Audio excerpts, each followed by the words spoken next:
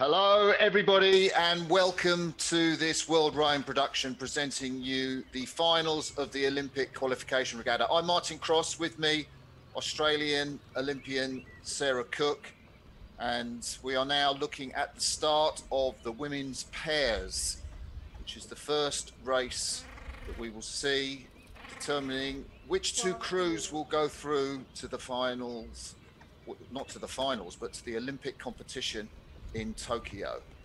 We're going to take you through the crews in a minute, but Sarah, it's nice to see you here. You've had experience of this regatta.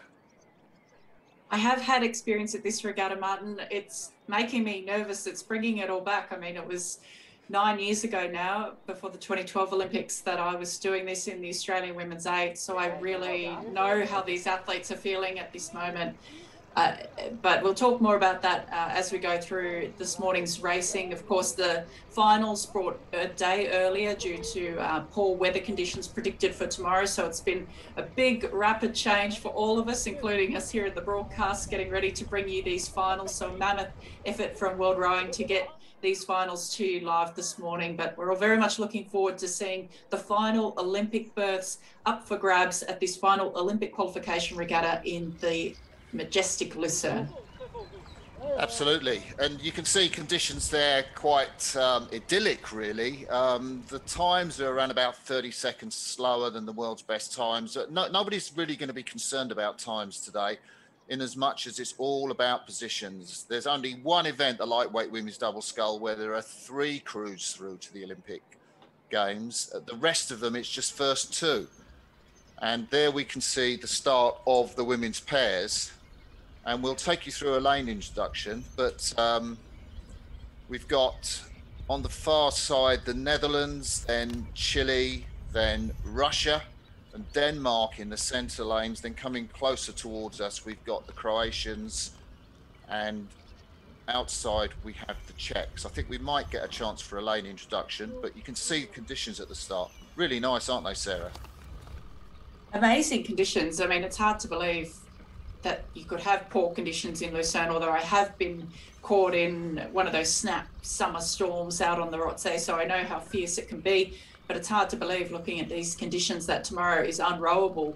But luckily, I think a great call by World Rowing to move those finals to today. The last thing we'd want to see is racing delayed or cancelled tomorrow, so it's great that we're able to get these races done today, and the athletes will know their fate one day earlier. Absolutely. So we have on the far side Eve Stewart and Jose van Veen. They are from the Netherlands.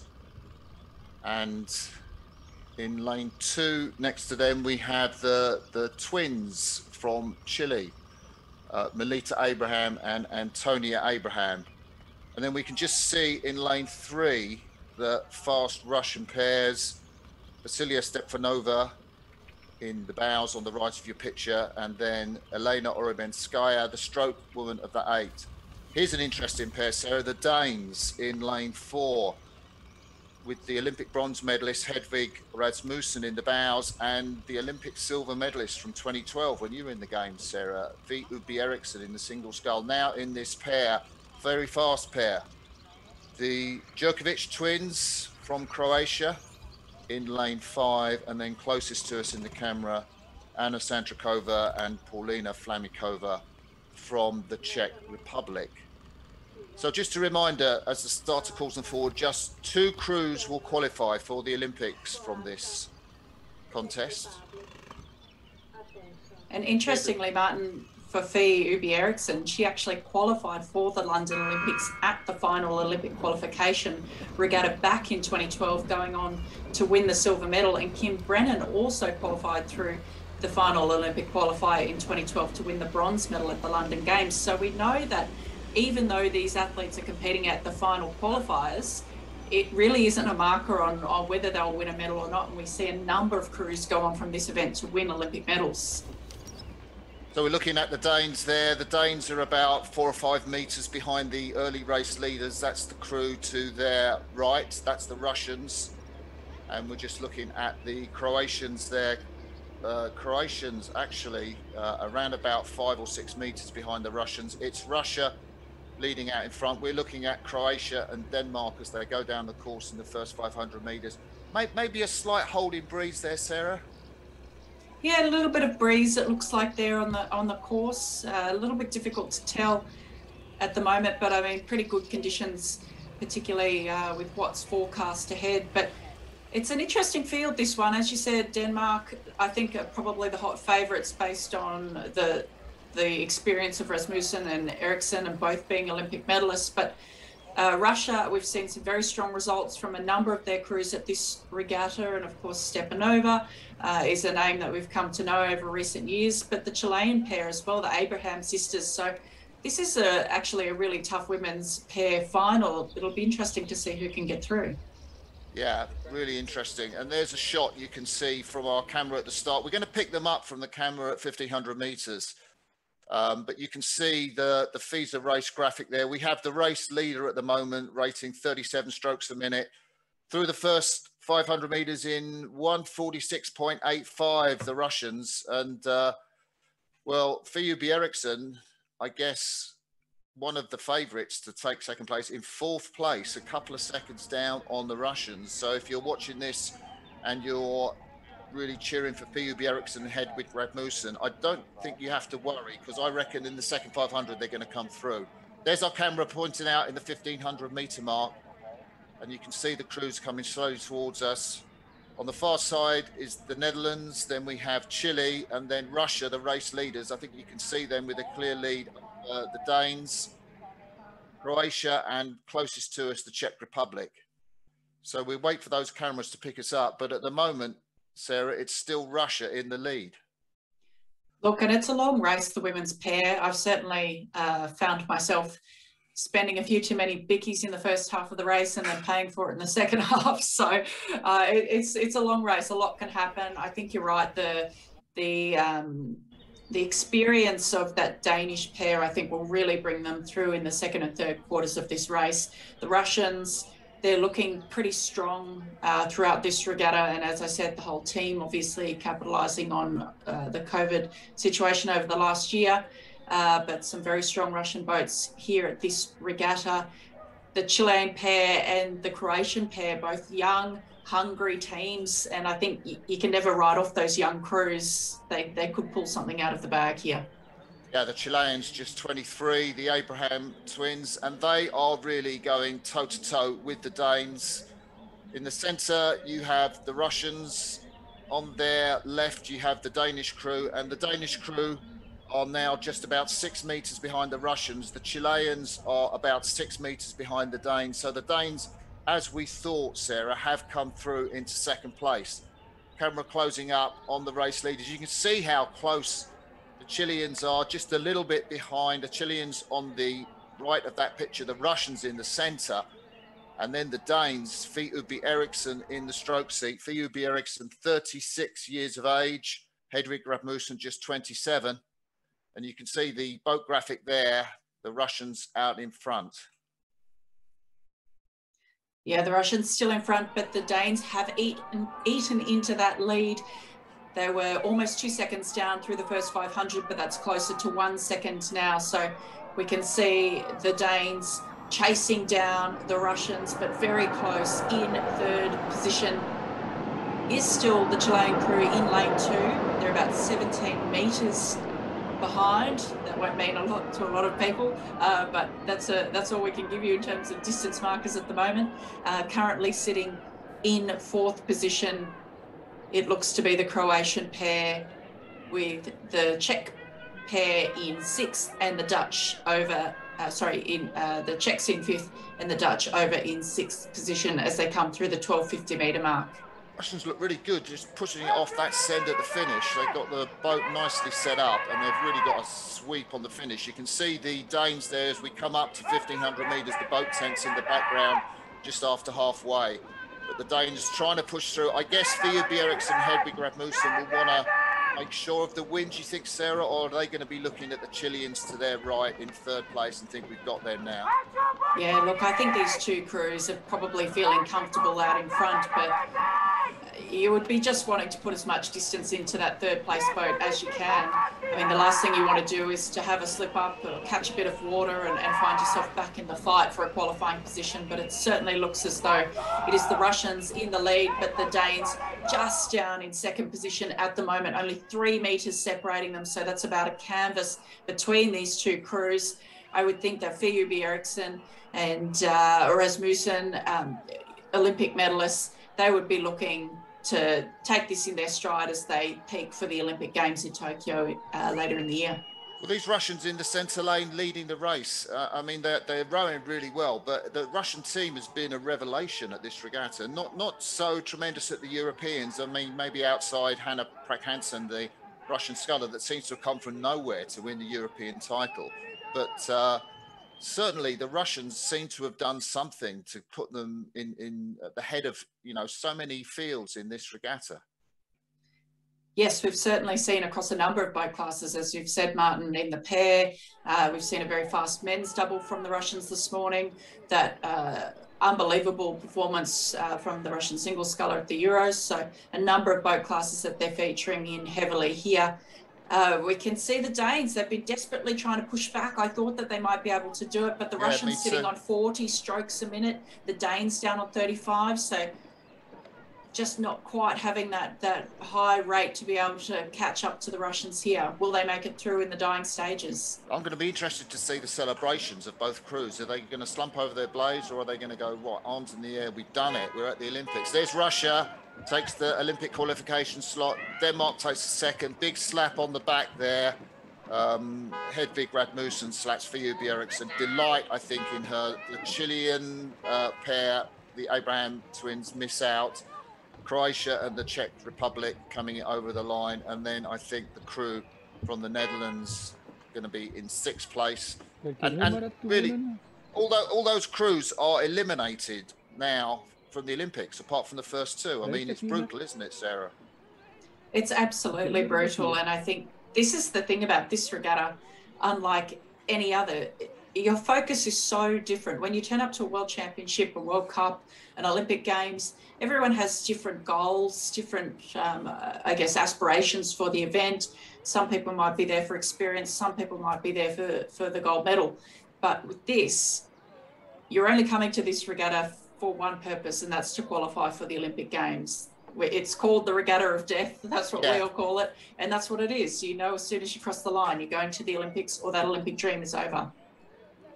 Yeah, brutal. And, you know, and there are far more tears than there are, you know, shouts of joy and happiness, because most of the athletes don't qualify in this regatta. It's only the first 2. So you've got a swathe of male and female athletes that are going, you know, my season's over now. Absolutely. And I think it's just relief when you cross the line more than anything. I mean, you do a little bit of race analysis and things like that, but certainly my memory, we were fortunate to win the Women's 8 in 2012 at this regatta. So we knew as soon as we crossed the line that we were going to the Olympic Games, but I can't remember us thinking anything other than just sheer relief that we'd managed to do that. So we're back at the start for the next final. It is the women's double sculls. And furthest away from us, we have the Hungarians, Prail and Gidanyi. They're over there in lane 1. Then it's this new British double, Holly Nixon on the right of your picture, Saskia Budget on the left in the stroke seat. Again, another Russian crew, Ekaterina Pridimova and Ekaterina Kurachinka. Very fast crew. They won the race for lanes yesterday. Then the Germans, Anna-Kathrin Thiele, the experienced 36-year-old Olympic champion in Rio in the quadruple sculls, with Leonie Menzel in the stroke seat. And then we have the Nigerian double here, just on this near side in green. So great stuff. Yeah, great start there. As you said, Martin, they're away. I mean, to see some of these names in here, particularly, of course, Anna-Kathrin Thiele from Germany. I mean, she would have 1 goal here today, but as you said, another Russian crew who's going extremely fast and a bit of an unknown quantity. But then to have the British, this new British combination, winning a medal recently at the Europeans, I think it was, you know, 3 crews effectively going for 2 spots here.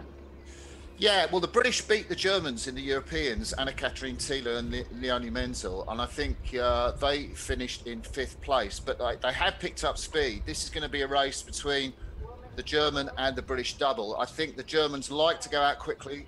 Russia leading at the moment. The Germans just a couple of meters behind the Russians, and the British toe-to-toe with the Germans in this first 500 meters. You can see on this near side, the Nigerians in green, well off the back of the race. But the contest is really in those centre lanes. I don't really expect the Hungarians to be in it. You can see the shot of the boating area there in the background. It is Russia leading at the moment, 3 meters behind them, the British, and the Germans in 2nd place, just a meter behind the Russians. It looks to be very close in this first quarter. Yes, absolutely. As they're coming down towards the 500 meter mark, it is just the Germans in the lead, just changing lead with the Russians. They're bow ball for bow ball at the moment. Sitting in 3rd position, it's Great Britain, but only 3 meters behind. So it's only a canvas that the British are down at this point, but it is between the Russians and the Germans coming through the first 500 meter mark. It was Germany in a time of 1:43.20.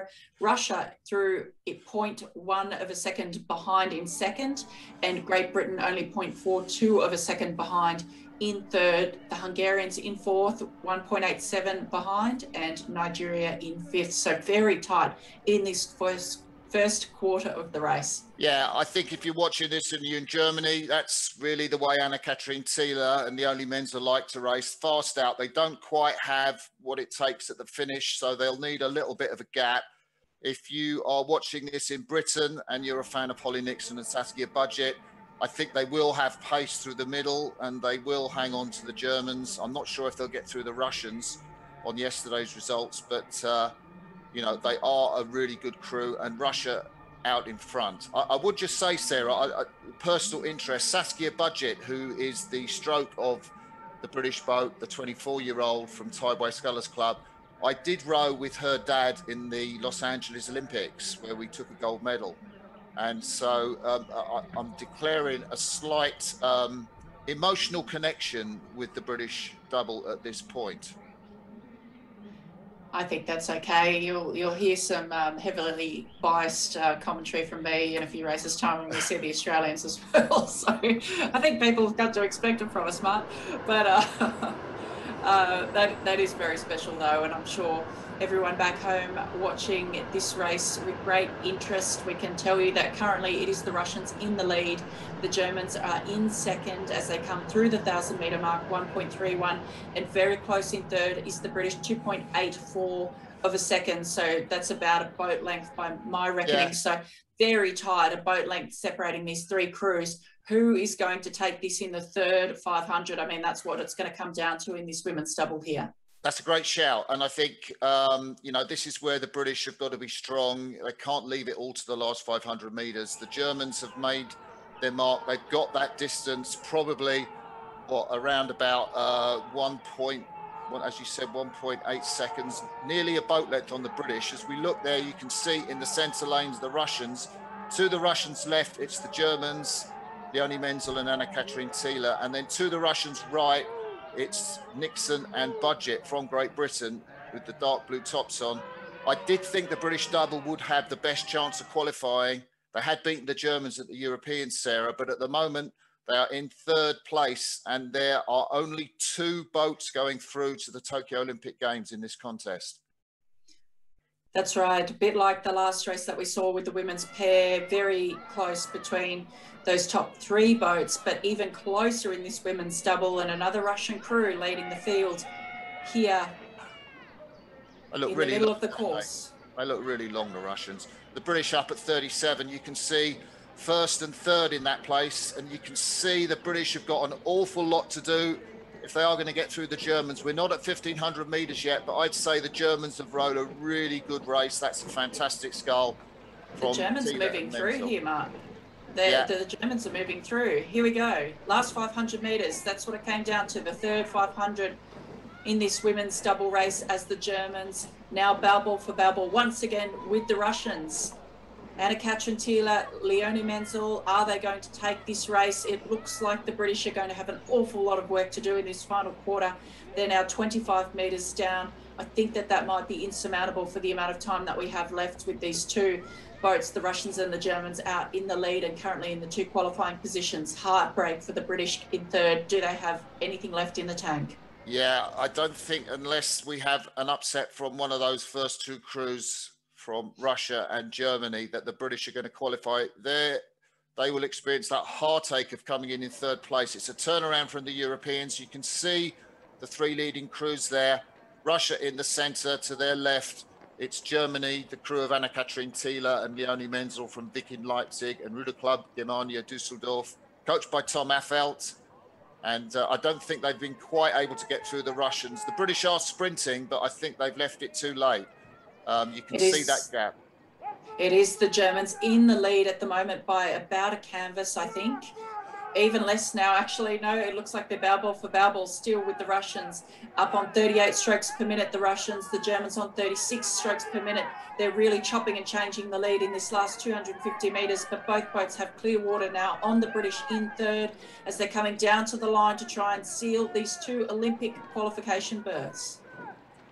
Yeah, absolutely right. So here's our Finnish camera, and you can see the empty grandstands, no spectators at this COVID safe event, and we have Russia coming up to take first place, Germany second. They won't mind about first or second. All they'll mind about, and look at Leonie Menzel and Anna-Katrin Thiele, 36 years old, and she still celebrates. Britain come in third place. Heartache for the British. They would have been expecting to take at least second place here. The Hungarians on the far side cross the line, and we will wait for Nigeria, who are the fifth crew in that race. So, yeah, we didn't quite see shots of them celebrating, but straight away, it's like hands in the air. It's like that release of tension, isn't it, as these crews cross the line? It is just complete relief, I think, in this situation. Like I said, you sort of don't care if it's first or second, as long as you've done the job. And then immediately the focus for these crews will shift to the Olympic Games and what they can do there. We've seen plenty of crews come through final Olympic qualification and go on to be Olympic medalists. So there's everything to play for these crews now, as their focus will shift from qualifying to the Olympic Games. But heartbreak for those crews like the British here and the Chileans in the race before, crossing the line and knowing that Olympic dream is over for them for this Olympics. But hopefully we see them back for 2024, which is only 3 years away. Yeah, there is the Nigerian double just coming into the finish. The Nigerian double, I think they probably didn't manage to qualify through the African qualification. So they've come here to the final Olympic qualification, give them experience, great job. And we will now go up to the start of the women's fours.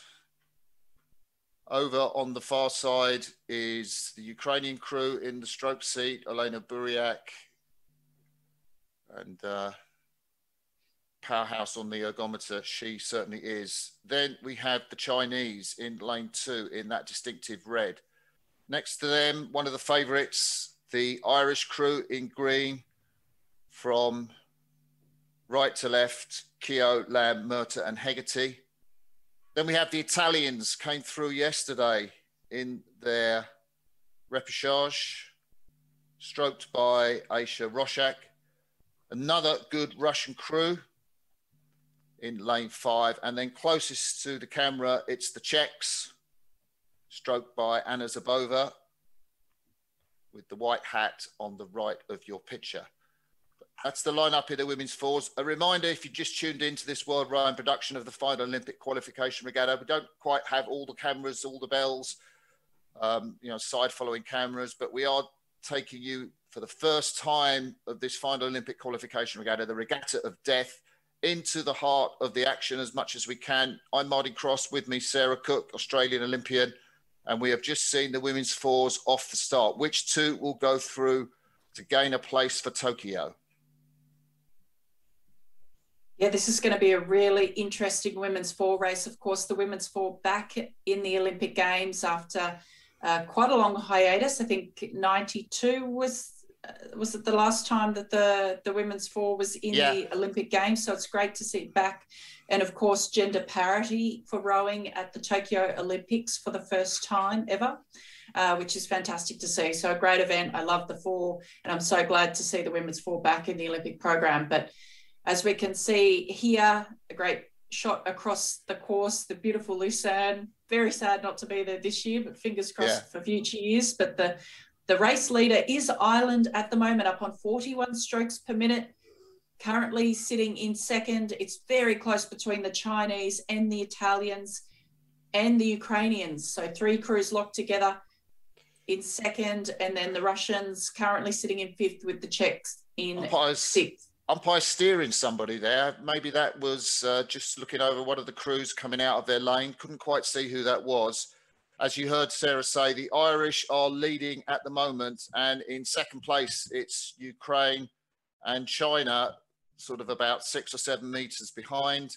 The Italians are back in 5th place, I think, at the moment, but they do come through in the second half of the race, that Italian combination. So if you're watching in Italy, we hope you still have a good feeling about the Italians in the second 1,000 meters. But at the moment, they have gone through in 4th place at 500 meters, some 2 seconds off the Irish, leading the chevron as it comes down the course there.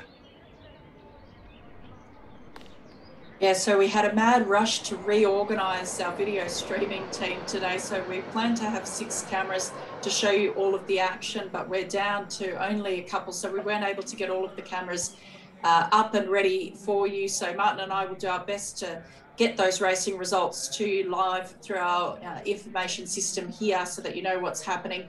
Speaking of that, currently it is the Irish in the lead, up on 36 strokes per minute. In second position at the moment, it is the Chinese crew. Of course, we know Steve Redgrave, high performance director for the Chinese team, and Paul Thompson, who's been the chief coach for the women, doing an amazing job. We've seen a phenomenal turnaround in the Chinese team in recent years across multiple boat classes, and we'll see a number of their top athletes competing, or top crews, I should say, competing at the World Cup next weekend and at the Tokyo Olympics. But this Chinese women's 4 currently in second place, just a few meters ahead, about 3 meters ahead of the Italian crew. Yeah, it's Ireland out in front at the moment. The Irish crew, Emily Hegarty from the University of Cork Club, and behind her, Fiona Murta, the former Fordham University in America. She's been studying in America. Inmar Lamb from Old Collegians Rowing Club in Dublin, and then Afrit Keogh's also studied at University of Cork. And the Irish have got a great lead at the moment. They are probably around about 3/4 of the length or so up on the crew from China, and also the crew from Italy in 3rd place, just a little bit behind the Chinese. The Italians will come through, I think, Sarah. Saw that happen yesterday. At the moment, the Russians not in a strong position. The Russian crew in lane 5, just out of shot. But we're looking at the Irish there coming up 1,500 meters. Chinese look to be on nice rhythm. Nice pushing away at the finish, and that's probably keeping them maybe slightly ahead of the Italians at the moment. Italians about 5 meters behind on the Chinese as we come up to 1,500, Sarah. Yes, coming up to 1,500, as you said, Martin, we'll await those split times, but it is still the Irish in the lead, with a comfortable lead over the Chinese, who are just ahead of the Italians. Locked together at the moment in 4th and 5th position, it's the Ukraine and Russia, and we've heard that Gianni Postiglione is coaching the Russian coaches, Martin, so he's been doing some work with the Russian coaches, and we have been commenting on the success that the Russians have been having, taking the first 2 races of today. They're not in a qualifying position in this women's 4. It is very close for that second position though, Martin. Yeah, and Rocek, Tontodanati, Patelli and Ondoli will have to do something special in the last 500. They are capable of producing something, but at the moment they are probably around 8 or 9 meters behind the Chinese. And I do think China are going to get their first success at this Olympic qualification regatta unless we see some Italian magic. Ireland in the centre of that chevron in the lead. China, you can see them in red to the right of the Irish, and on the left of the Irish, you can see the Italians. They do look a bit behind the Chinese now, don't they, Sarah? Yeah, look, the Chinese have quite a big distance now on the Italians. I think this Chinese crew is on the move. This crew is made up from the 2019 women's 8 and one girl from the women's pair that qualified in 2019, and also one of the girls from the women's doubles. So it's a bit of a mixed boat of crews. So 2 from the women's 8, 1 from the women's pair, 1 from the women's double rather. So it is a strong boat. It looks like the Chinese have really sought to put some of their top female athletes into this boat to qualify it and make it a priority, as they're now starting to draw up on the Irish. We can see the Irish looking over to their right because the Chinese are on the move. 38 strokes per minute for the Chinese, 40 strokes per minute for the Italians, who are sadly just out of it, but 43 strokes a minute to Ireland, who will come through almost a length clear. What a great result for those first 2 crews. Irish delighted. Look at the hands in the air of the Chinese. Did you see that celebration? Heartache for the Italians. They didn't get that second place. Then Russia comes in 4th. In 5th, it will be Ukraine. And we'll wait for the Czechs to finish. But the Chinese celebration, that was really striking. And Qin Miao Miao, Liu Shu, Lin Jinyu, Wang Fei, coached by Dai Haixin, the Chinese crew, are into the Olympics, as are the Irish. And if you're watching this in Ireland, hello, welcome to this World Rowing production. You've got shots there of your crew, the Irish 4, coached by Giuseppe De Vita, brought in by the performance director, Antonio Giovanni. And what an impact he's had on Irish rowing, Sarah. It has been huge, the results in Irish rowing over the last 3 years. And Antonio Giovanni previously spent some time in Australia and also in the Netherlands, but really doing a fantastic job over there in Ireland, clearly. But those final results, in first place was Ireland, 631.99. Second place was People's Republic of China, 634.43, 2.44 behind. Third place was Italy, devastating for them. And fourth place was Russia, 5th, the Ukraine, and 6th place, the Czech Republic. Yeah, so those are the results from the women's 4, and big Chinese presence here at the regatta. Both men's and women's 8s go in the final. No Chinese crew in this race, though. The final of the women's singles, 2 of these athletes will go through to qualify for the Tokyo Olympics.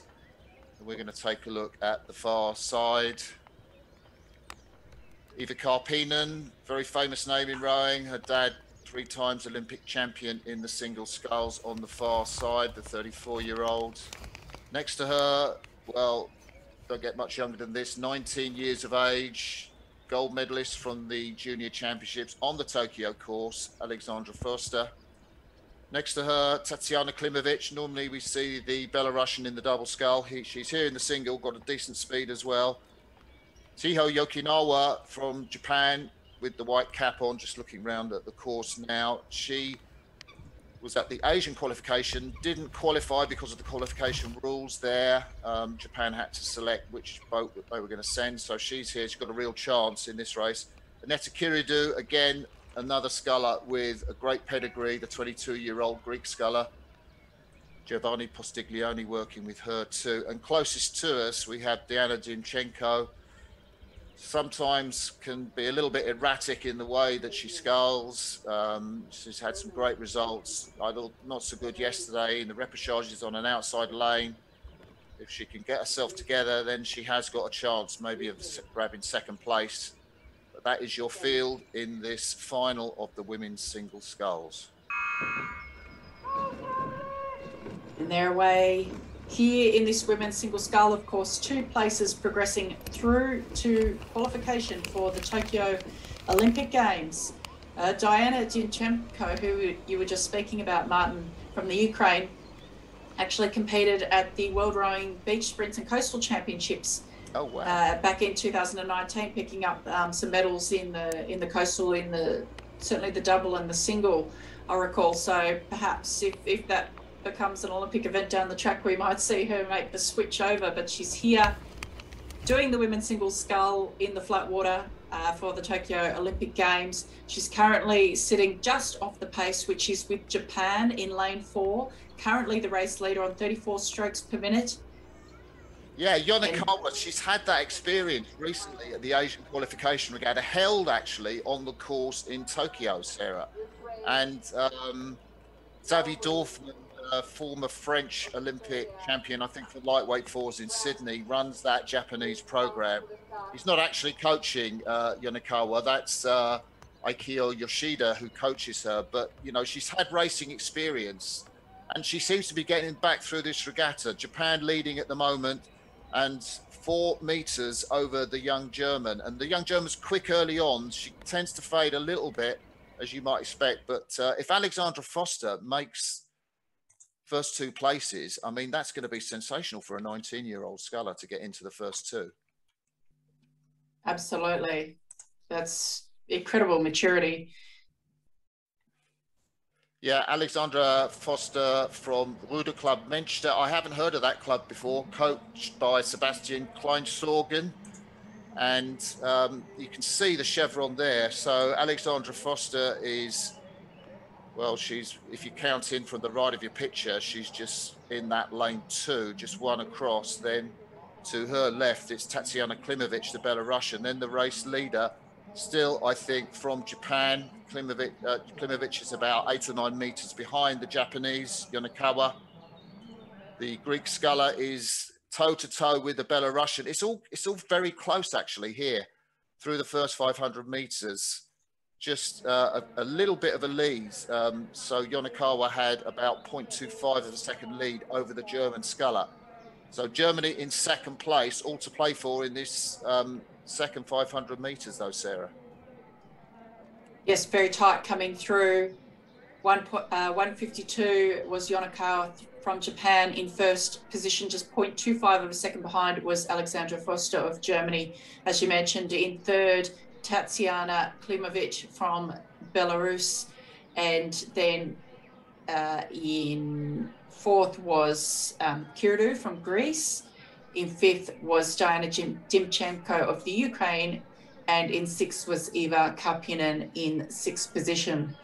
Yeah, I think Dimchenko and Karpinen are probably out of the picture. Those are the scullers on the far right of your picture and just out of shot on the left. You can see Alexandra Foster, one in from the right. She's in a good position, just ahead there of the Belarusian Klimovich, and Belarusian is about 7 or 8 meters behind the new race leader. Actually, we've got a new race leader.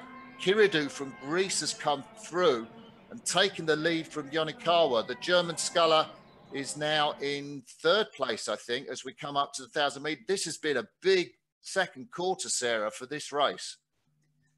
Yeah, look, I was waiting to see if this was going to happen. Everyone's sort of been alluding to this Greek sculler, Aneta Kiridou. So she's come through, as Martin said, through the 1,000 meter mark in first position, a time of 3:51.23.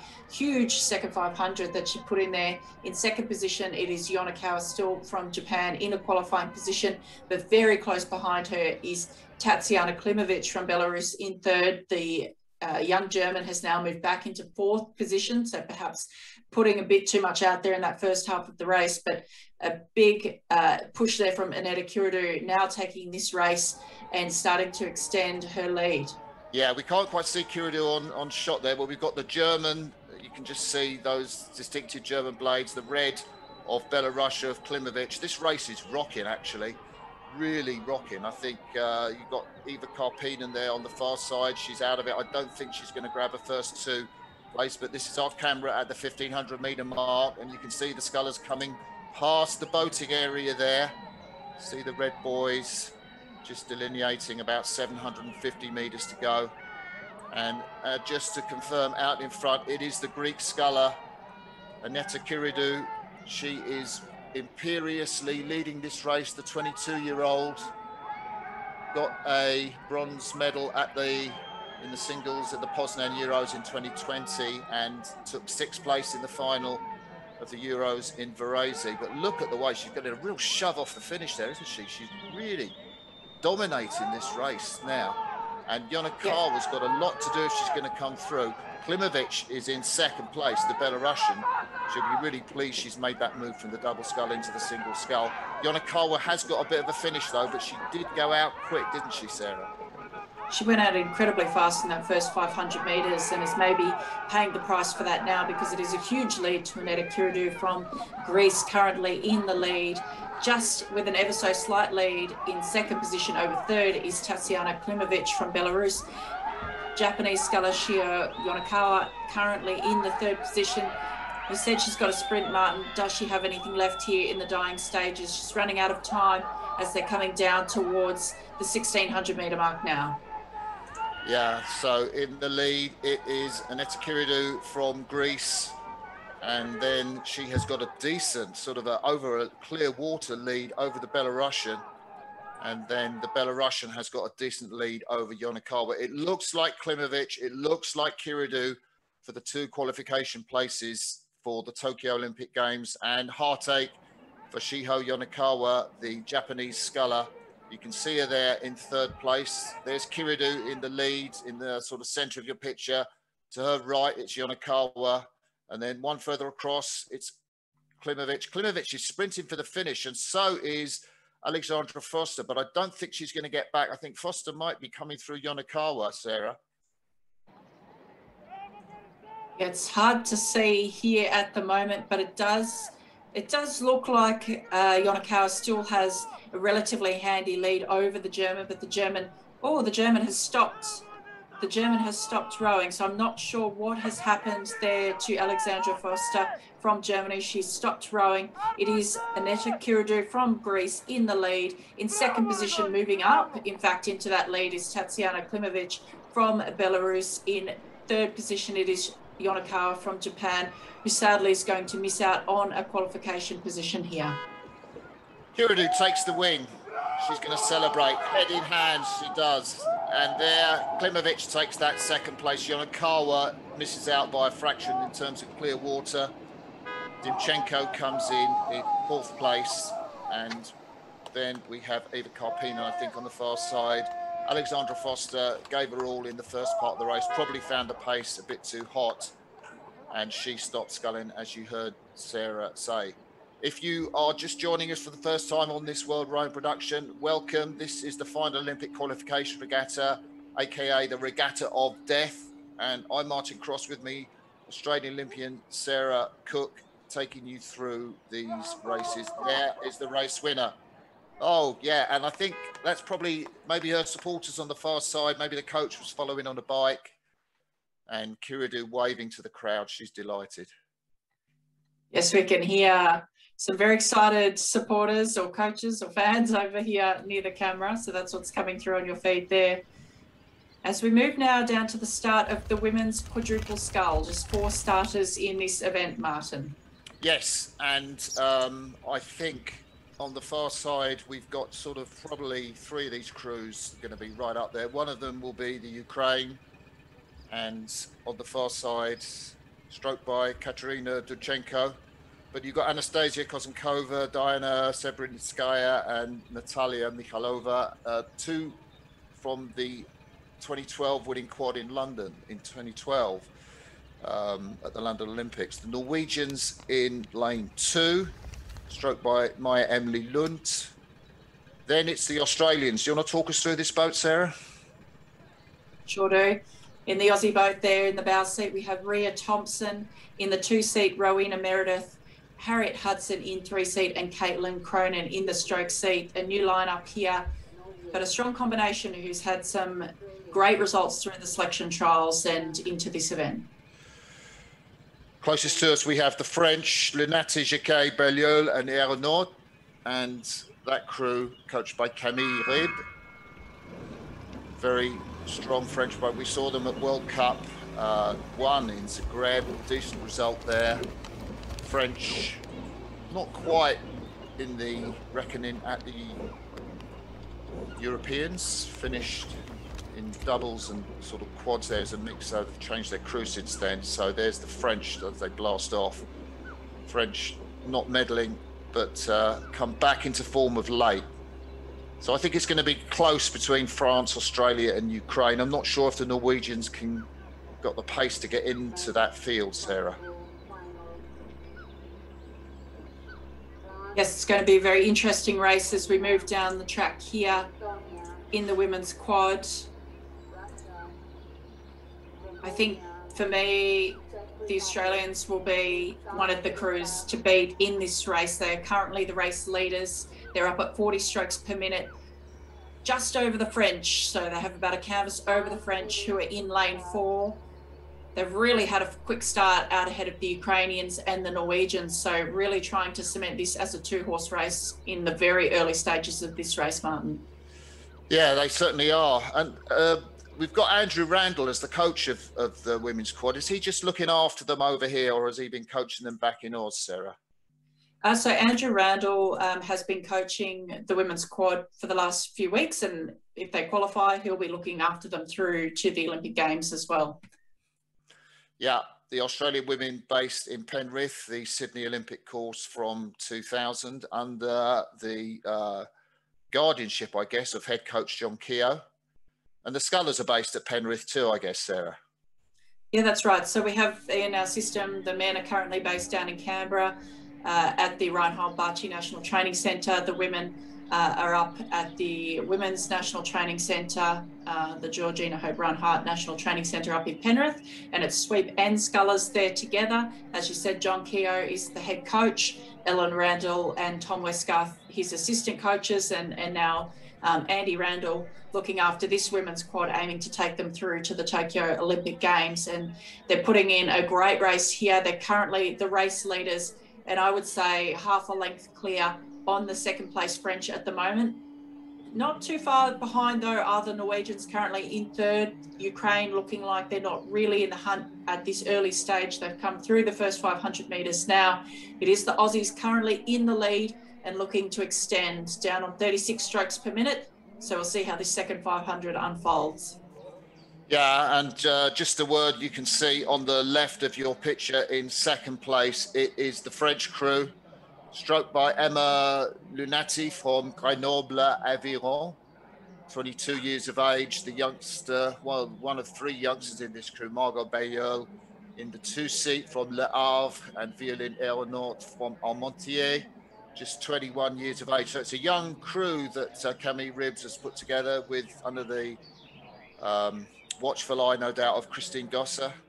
And at the moment, they are in second place. They're about 15, 16 metres. Maybe that's about 3/4 of a length behind the Australians. But crucially, they have a 16-metre lead over the Ukrainians, and the Norwegians, I think, are in third place at the moment. Ukraine, look out of it. That's a real surprise. I called it, Sarah, that Ukraine were going to be in there, and they're on that far side, and they are down to the Norwegians. Apologies to those watching in Norway, because there is your crew fighting with the French to grab an Olympic qualification slot. Just the first 2 will go through as the crews go through the 1,000 metres and come up to 750 metres to go. Ukraine on the right of your picture, Norway in the centre. Race leaders from Australia, they are on the left, and just out of shot are the French, who are about 4 metres ahead of the Norwegian. It's going to be close between France and Norway, Sarah. Absolutely. Here, the race leaders, no doubt about them. That is the Australians, 36 strokes per minute, about 20 metres ahead of the French. In that Aussie boat, Rhea Thompson from UQBC, Rowena Meredith from SUBC, Sydney University Boat Club, Harriet Hudson from Sydney Rowing Club, and Caitlin Croner in the stroke seat from University of Queensland Boat Club. Absolutely dominant in this women's quadruple scull. It looks like they've all but sealed their position at the Olympics, but who is going to take the all-important second position? This race is between the French and the Norwegians. They are locked together coming through the 1500, Martin. Yeah, and you always think that the Norwegians have got that endurance in the last part of the course. I don't know what makes me think that, all that cross-country skiing that they get, but Maya Loon, Thea Helseth, Inga Cavalli, and Siri Eva Christiansen, coached by Sebastian Barazano. And the Norwegian women's quad are on fire at the moment. They are around about, well, they are just toe to toe, barrel to barrel with the French. You can't split the two of them. We can see on our commentator information system here, they're about 21, 22 meters behind. France and Norway are going like this and this and this for that second place. What an incredible battle. They are locked together. They're still locked together, barrel for barrel. 300 meters, they've been locked together. Who is going to get this all-important second position? And I mean, if you're the Aussies, this is what you want to steer clear of. So they are also getting out of there. Their rate is up to 37 strokes per minute. They don't want to get eaten up by this race that is unfolding behind them for that pivotal second position into the Olympic Games. But the Aussies, coached by Andrew Randall, looking dominant out in front. They look fantastic. But look at the Norwegians storming up.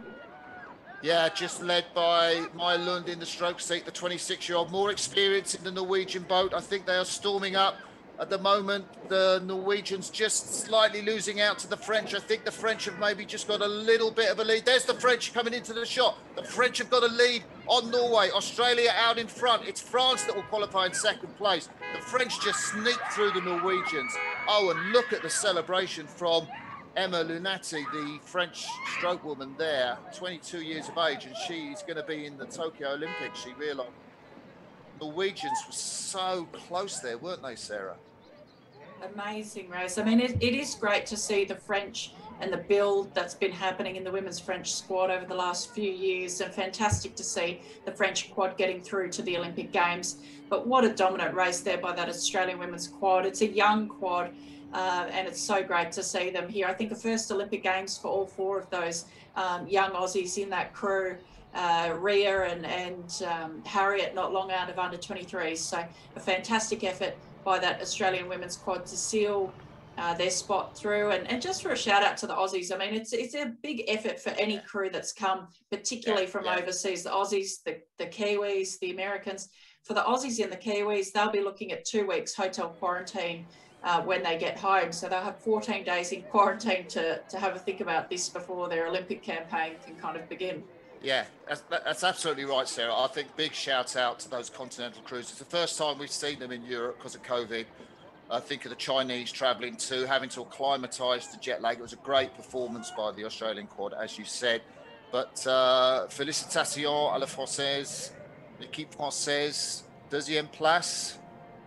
Et ils trouvent une place dans l'Olympiade de Tokyo. Super. So there's the women's quads done. Australia and France through. Here we're going to have one hell of a race in the men's quadruple sculls. Got a few favourites in this race. I'll talk you through as we go. But this is going to be a stonking race, the men's quad, and some really fantastic crews. The Estonians, the Russians, been in great form in the heat. So we'll close in, and on that far side, we've got the French, De Grip, Cormier, Kikre, and Hagenauer, Ben Hagenauer in the stroke seat on the right of your picture. In green, the Lithuanians, surprisingly out of form, Zalgis, Merovicius, Jankionis, Adamovicius in the stroke seat, former world champions back in 2017. Then the Estonians, Uden Braha, the experience of Tono Hendriksen in the 3 seat, and also Kasper Timesoo in the stroke seat from the Estonians. They've been in great form this year. Next to them, the Russians, Morgachev, Kosov, Pirmanov, and Sorin. A bit more about them on the course on the way down. The Romanians in lane 5, you can see the splash of yellow on their tops. Dami Cornea, Pudineo, and Enash in the Romanian boat. And then on this lane closest to us, lane 6, Fleissner, Pochacek, Sisma, and Zima from the Czech Republic. And there's the boating area. That's our camera at the 1500 meter mark, looking back at the crews coming in. We're now back at the start. The Russians have got some real wings. They've got the experience of Morgachev, 40 years of age, in the bow seat. But they've got some youth there, the young Nikolai Pimenov in the 3 seat, named after his uncle. And I think one of the things around this is Nick Pimenov's father, Yuri, Thomas Keller medal winner and great Russian rower, sadly died, I guess, just over a year or so ago now. So many great races with Yuri Pimenov. So I've got a bit of an emotional connection with the Russian quad here, Sarah. Yes, as we said before, Gianni Postiglione coaching the Russian coaches, so very well known coach internationally, worked with many different federations and doing some consulting work with them, obviously, and we've seen some success from the Russians this morning, already taking positions in the women's pair and women's double, but they'll be looking to get this quad through. They're currently the race leaders. But I have to say, Martin, when I was looking at the draw for this, I was shocked to see Estonia there, because Estonia has been so strong and performing in the men's quad for several years now. So it was a shock to see them here at this final Olympic qualification regatta, and of course not going through in 2019. Yeah, the Estonians finished 12th in the quads in the B final back in 2019. But they have been on fire this season. I think you look at them, they're so smooth. There's a great shot in World Cup 1 of the Estonians, who I think are in second place in this race. Yeah, just in second place behind Russians. But the Estonians were just so smooth, just easy flow, relaxed. And the poles were like, bam, bam. And you could see. And then they just moved away from the poles, like the poles weren't there.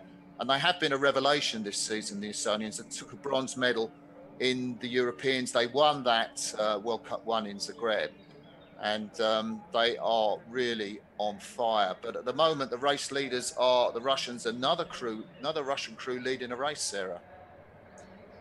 Yes, it could be 3 from 3 this morning with the Russians, although I think we saw them miss out in the women's 4 a little earlier, but 3 from 4, not bad here if they can manage to hold this lead. It is early days though, 500 metres in. 124.75, the Russians through in first position. Second was Estonia. Third, Lithuania. Fourth, France. Fifth, Czech Republic. And sixth, Romania. And a few Romanian boats here, surprisingly, maybe not so much in the men's quad, but certainly in the women's 8 that we're about to see next. Another surprise when I realised the Romanians hadn't qualified. I mean, it's unbelievable. Yeah, they were off the back in the final and they lost in 2019 Worlds, so they didn't qualify through that. So we have Estonia just ahead of Lithuania. If you're watching this in Lithuania, welcome. Your boys are about 3 meters behind the Estonians. I'd say Lithuania are having a better scull. They weren't so good yesterday in the heat, Sarah, but at the moment they seem to have really got a move on, and they are going toe-to-toe with the Estonians for that vital qualification second place. And there's the picture. You can see the Lithuanians in green. They are in third, maybe just a little bit. Maybe they're in front of the Estonians now. Let's have a look. They're 19 meters behind. The Estonians about 5 meters ahead of the Lithuanians. Russia, the crew on the left there in the lead. Those are the 3 quads. Interesting, they're all from Eastern Europe, Sarah. Lithuania, Estonia, the Baltic Republics, and Russia, all from that part of the world. Russia look really nice, don't they? They're just letting that boat run off the finish. You see the way that comes off the finish, and they just have that little poise and just rock over together. Just that boat moves on nicely for them. Yeah, the Russians moving well. Still currently in the lead. In second position, it is Estonia with the blue suits in the middle of the screen, and off to the right-hand side there in the green suits, it's Lithuania. Looking pretty close between the Estonians and the Lithuanians. Could just be the angle, but it says on our screen there's about 7 or 8 meters between them. So it could be like this women's quad, and we start to see a battle happen in the last stages of this race. But apparently the Russians looking pretty punchy, sitting 3/4 of a length up, and the Estonians, I'm sure, keeping an eye out to their right-hand side to see what the Lithuanians have to offer in the last 500 meters. So if you're watching this in Russia, if you are one of the Pimenovs, hello there. It's nice to see your boy in the lead in the last 500 meters. Nikolai Pimenov at 3, the 24-year-old in the Russian boat with Pavel Sorin, Artem Kosov, and Nikita Morbachev, the 40-year-old veteran. Race leaders from Russia, Estonia with that smooth, beautiful rhythm. At the moment, they are just 6 or 7 meters behind the Russians, and they're about 6 or 7 meters ahead of Lithuania. Maybe the Russians might be vulnerable in the sprint for the line. What do you think, Sarah? They have got a lead of about 5 meters over Estonia and about 15 meters over the crew from Lithuania. I tend to think when you have overlap, you're vulnerable. You know, anything can happen in these last stages. The quad is a fast-moving boat. We've seen some almighty, you know, mishaps happen on the line. I'm thinking back in Bled in 2011 and the German men's Lithuania quad. coming through, Sarah. Look at that. Lithuania coming through the Russians. Will they come through? The Russians, heartache. The Russians are going to miss out at the moment, or are they? Have they found something extra? Estonians looking like they're fighting for that lead. Maybe it was just that camera angle there, Martin. Yeah, I think as we come around. I've been done by the camera angle. Done by the camera. But wow, what a race for those top three positions. Heartbreak for the Lithuanians who will miss out. It is Russia and Estonia. Russia just, let's see, we'll get the result. No, it was Estonia that took the win. 5.50, just 0.05 of a second ahead of the Russians. So Estonia taking the win with a perfectly timed race there. Russia in second. Heartbreaking for Lithuania coming in third. Romania in fourth. As we wait for the final results.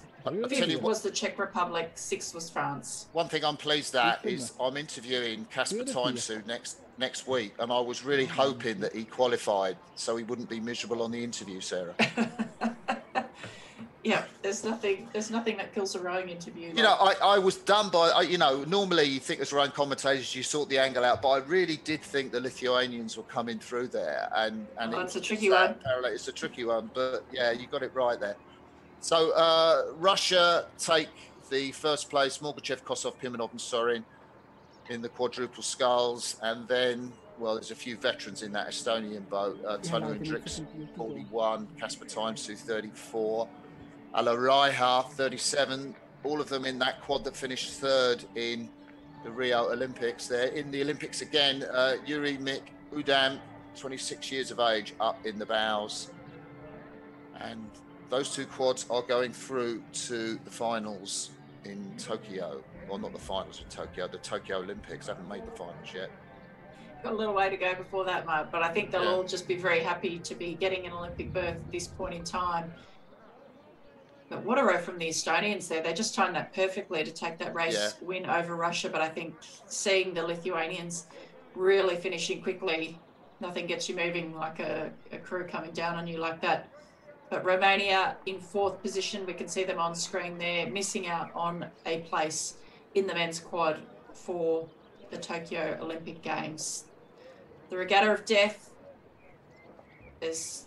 no doubt about it, you know exactly what your fate is as soon as you cross the line here in Lucerne at this regatta as we move up to the start now of the women's 8. Yeah, closest to us, the Germans in the lane next to them, probably the race favourites, or are they? Actually, Chinese did really well, didn't they? The Chinese beat the Romanians. So we've got Romania and then sort of inbred next to them in the yellow M pack are the Chinese. Lane 2, got a tough job. The Netherlands to get a first two place, and on that far side it's another Russian crew. Tend to think the race is going to be between the Romanians and the Chinese here, and I know the Chinese have put a lot of energy into their big 8s, women's and men's 8s. They see them as, you know, rowing as a team sport. They need to get quite a lot of teams, or more. They wanted more teams in the Olympics, so the focus has really been on the women's and men's 8s. You'll see the men's 8s come down in the race after this one, but the women, the Chinese women, did look good yesterday. Yeah, absolutely. We know that the Chinese women's 8, it's really been strengthened, this crew. It contains most of the women's 4 from 2019, a girl from the women's double that qualified, and then the other 3 members are from the women's 8. So this is one of the big hopes for China. We obviously saw a great result from their women's 4 qualifying a few races ago, but this is going to be tough, making the top 2 in the women's 8. Doesn't feel like 9 years ago that I found myself on the start line of this race, but... Whoa, memories. Yeah, I don't envy them. Yeah. You can hear the starter calling the crews over. There's a nice easy squeeze off. There's our start camera. Closest to us, Germany. Then one away from them, Romania. Chinese look to have taken maybe an early lead. Then it's the Netherlands. They've got to go out quickly, otherwise they're going to get left behind, the Dutch crew. And on the far side, it's the Russians. The crew's blasting off the start. I think it's a bit early to say, but China are the race leaders. And then it's the Netherlands in second place, just ahead of Romania. So the Dutch have gone out quickly, Sarah, and they'll need to hang on. The Dutch have been training in Italy, stroked by Karen Robbers. And, well, they're going to have one of the best rows that they've ever had, I think, the Dutch, to head the Romanians in this race to qualify. But they will have belief. I mean, you've got to have belief in this regatta, Sarah. If there's one thing that the Dutch do, it's turn up and perform well at the big races. And I saw that throughout my career. I mean, it blew my mind to see the Netherlands and Romania at the final Olympic qualification in the women's 8, because they were so dominant in the 90s and 2000s in the women's 8, particularly the Romanians. So obviously rebuilding in those programs at the moment.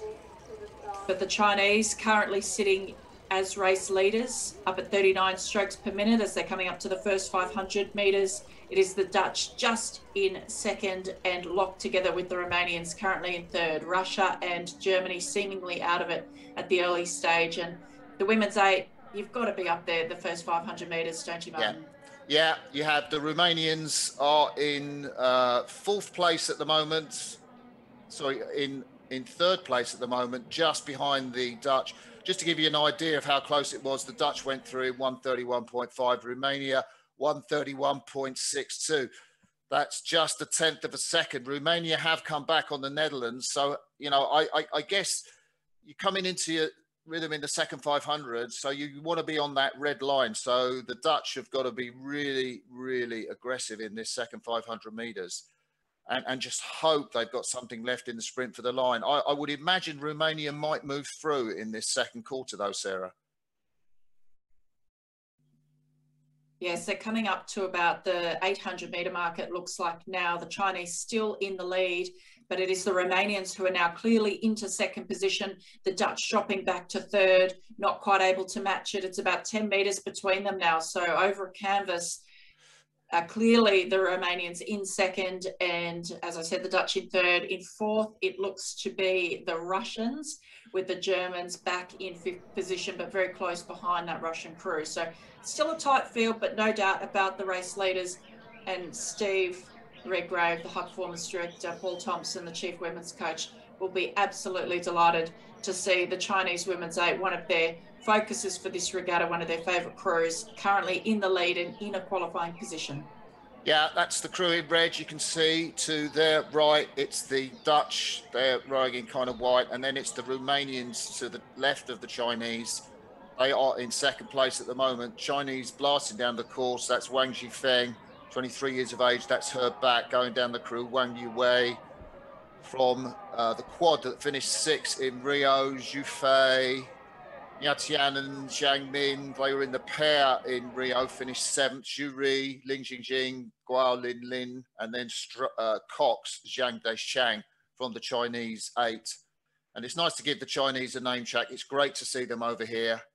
They're a reasonably young crew, sort of mid to late 20s, that Chinese boat. And as you say, Paul Thompson has done a fantastic job with them. The former British chief coach, now plying his trade in China, brought over there by Steve Redgrave. You can see, well, on that far side, it's the Russians just behind the Dutch. The Dutch have got to find something extra, but I think Romania have got that second place sewn up, Sarah. What do you reckon?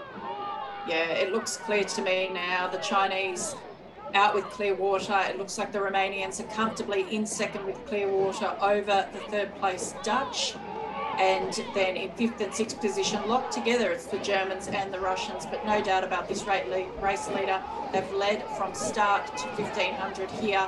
Just clear water over Romania, who have about half a length clear water over the rest of the field. So I think this is, barring any mishaps, a pretty stitched up race. Yeah, there's the Germans you can see closest to us, just going through the 1500 metre mark. The Dutch in third place. Not a qualification slot for the Tokyo Olympics. That is just the first 2 spaces go through in the so-called regatta of death, because If you don't go through in first or second, you are eliminated, and there is no more second chance. There is no more hope to make the Tokyo Olympics. That's it, you're done. And the Chinese in red in the center lane, they do look great, actually. I think, you know, it'll be interesting, the US team watching this. If you're watching this transmission, hello, welcome. We know it's early doors in the US. If you're in Australia watching this, the Australian women's 8, in your quad go through, the Canadian women's 8, and of course the Kiwis too. You're looking at this Chinese with a lot of interest, Sarah. Yeah, it's a strong boat. We know that the women's 4 and the women's 8 have had a lot of strength. It's been a building phase over the last few years for the Chinese, and we're now seeing a number of athletes from a number of different boats put into this women's 8. As I said, it's most of the women's 4 from 2019, as well as a sculler, and then a few of the women from the 8 to really strengthen this boat about a month ago. But the Romanians finishing hard. You can see they've now just got overlap. They've just got their canvas over, but you see the Chinese punching the air. What a celebration. Yeah, that was the Chinese. Zhang Deishang, the cock, stood up in the boat, didn't he? And there we go. Germany just got through. The Netherlands, they grabbed the 3rd place. Netherlands 4th, and Russia on that far side 5th. It's lovely to see the celebrations from the athletes, but I think, you know, as we've said, there are more tears than shouts of joy at the Regatta of Death, the final Olympic qualification regatta in Lucerne. Little wave from the Chinese bowwoman Wang Zhifeng there, 23 years of age, from the 4 in the 2019 World. Well, they're waving to everybody, aren't they? I mean, why not? Why wouldn't you wave to everybody? Well done, ladies. Absolutely cracking job. And an impressive 8 will challenge, I think, for medals in Tokyo. It'll be interesting to see how that pans out. Of course, the Kiwis, the Aussies, and the USA on the podium in the women's 8 in 2019, all, I'm sure, watching this regatta with a lot of interest to see who will be filling those final women's 8s positions. So good luck to everyone over the last, 8 weeks or so before the Olympic Games. You now know who you're going to be racing at that event. Yeah, excited about this next race to see. I saw the Kiwis won the sort of race for lanes yesterday, and I can't say they look fantastic, but, you know, on the splits, you know, it looked like, whoa, this is a really decent. I'm really excited to see the Kiwis perform today up against the Romanians, who were so close to the British, you know, in the Europeans. And there we see. On the far side, the Chinese 8, will they be able to go and produce something like their women have just done? Next to the Chinese in black and white, the Kiwis, Hamish Bond in that boat in the 2-seat.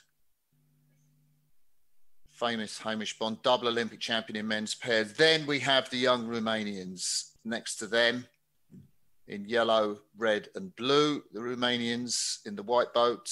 Actually 3 Filippi boats there in this race, just 1 impact of the Chinese. And the Italians closest to us. Famous name in the 7-seat, just looking round, Vincenzo Abignali, son of Giuseppe Abignali, the double Olympic champion from Italy in the Cox pair. I'm sure Giuseppe will be watching this. The Italians got a huge job if they're going to qualify. I tend to think they're going to have to get through the Romanians, but Italy and China were pretty much off the back yesterday in the race for lanes. But really excited to watch this Kiwi boat, Sarah. Well, we know this Chinese 8, it's coached for the last 8 months by Martin McElroy. It's much improved, and it's more of a development crew. I think this boat that they're looking to build over the next few years, over this next cycle, they should have a good road today, but it's probably a bit of a stretch for this crew to be taking one of these 2 positions. Starter has called the crews forward. Always a big deal on the start of the men's 8 Looks like a clean start from everybody. New Zealand perhaps a little slow out. Romania really jumped off the start there, didn't they? Let's have a look at what the Romanian rate is. 49.50 strokes a minute for Romania, 50 strokes a minute for New Zealand. They're up on those high 50s. New Zealand took the lead early on in the first quarter of that race for lanes yesterday. Romania will know that, and they've gone out with a real sense of purpose. Yeah, huge start here in the middle of the course. The Kiwis have come a long way. The only Kiwi crew that's come over for final Olympic qualification this year. It's been a mammoth effort to get over here, and I'm sure all the Kiwis are up. It's about 9:20 at night in New Zealand, watching this crew go down the track and try and seal one of these two positions for Olympic qualification. But currently in the lead, it is Romania on 46 strokes per minute. Only 1 metre behind are the Kiwis, so basically locked together here, but locked with them are the Chinese, who have started incredibly fast. At the moment, it is the Italians who are out of this race. Where have the Chinese got that from? They are right up there with the Romanians or the Kiwis. Romania, the race leaders, well, actually, I think China have gone through. It's on our commentator information system. It is just like this. It is really exciting. New Zealand are going into the lead. China are going into the lead. It's so Balbal to Balbal at the moment. The race is happening on that left-hand side of the course. As we look at it, you can see the black of New Zealand, the red of China, and Romania, just one crew in from the Italians on this near side. But it's such a close race at the moment. Wow, I think you're going to be tense. It's not going to be dominant from the Kiwis like it was in the race for lanes. They were leading out at 500 metres. And now at 500 metres, yes, the Kiwis were leading through 500 metres, Sarah. I can't call this one. It's changing between these three crews. China, New Zealand, Romania, locked together, Balbal for Balbal. That's what you need to know, 800 metres into this race. The Italians looking like they're out of it, not handling the pace at this stage. The race leader, maybe just New Zealand, edging ahead of Romania. Too close to call at this point. We're really sorry that the camera angles aren't more favourable because of the shift in the racing from Monday to Sunday. We haven't been able to get all of the cameras up and working in time for this broadcast. So hopefully Martin and I can keep you, I guess, informed of what's happening. But it is New Zealand currently in the lead, 40 strokes per minute. Just behind them, Romania in second, then China ever so close behind them as well. They've come through the first 500 metres in 1:23.11, just 0.08 to Romania in second and 0.14 to China in third. So Chinese 6 metres behind the race leaders from New Zealand. Romania 3 metres behind the race leaders from New Zealand. At the moment, that's a nice, easy rhythm the Kiwis have got. They're up at 40. Romania's only 41, bit conservative for the Romanians, Sarah. Normally they can come down the course at 43, but only rating 41 strokes a minute. China down lower in the red at 38. So the Chinese are in red. They're going toe-to-toe with the Romanians in second place. The Kiwis have a lead of about 2 or 3 metres. It's so close. This is not a given, this race, is it?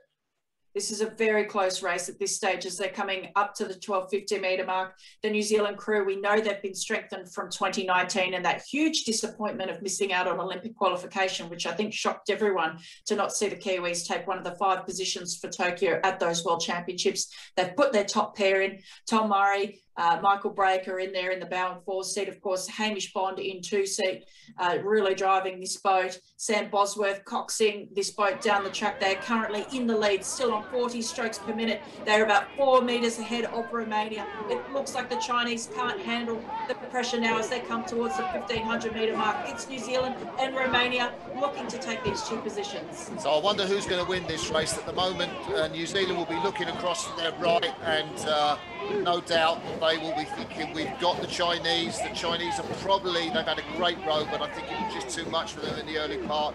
It is going to be New Zealand. Romania will have a finish on them, as they did in the Europeans, to get so close to the British.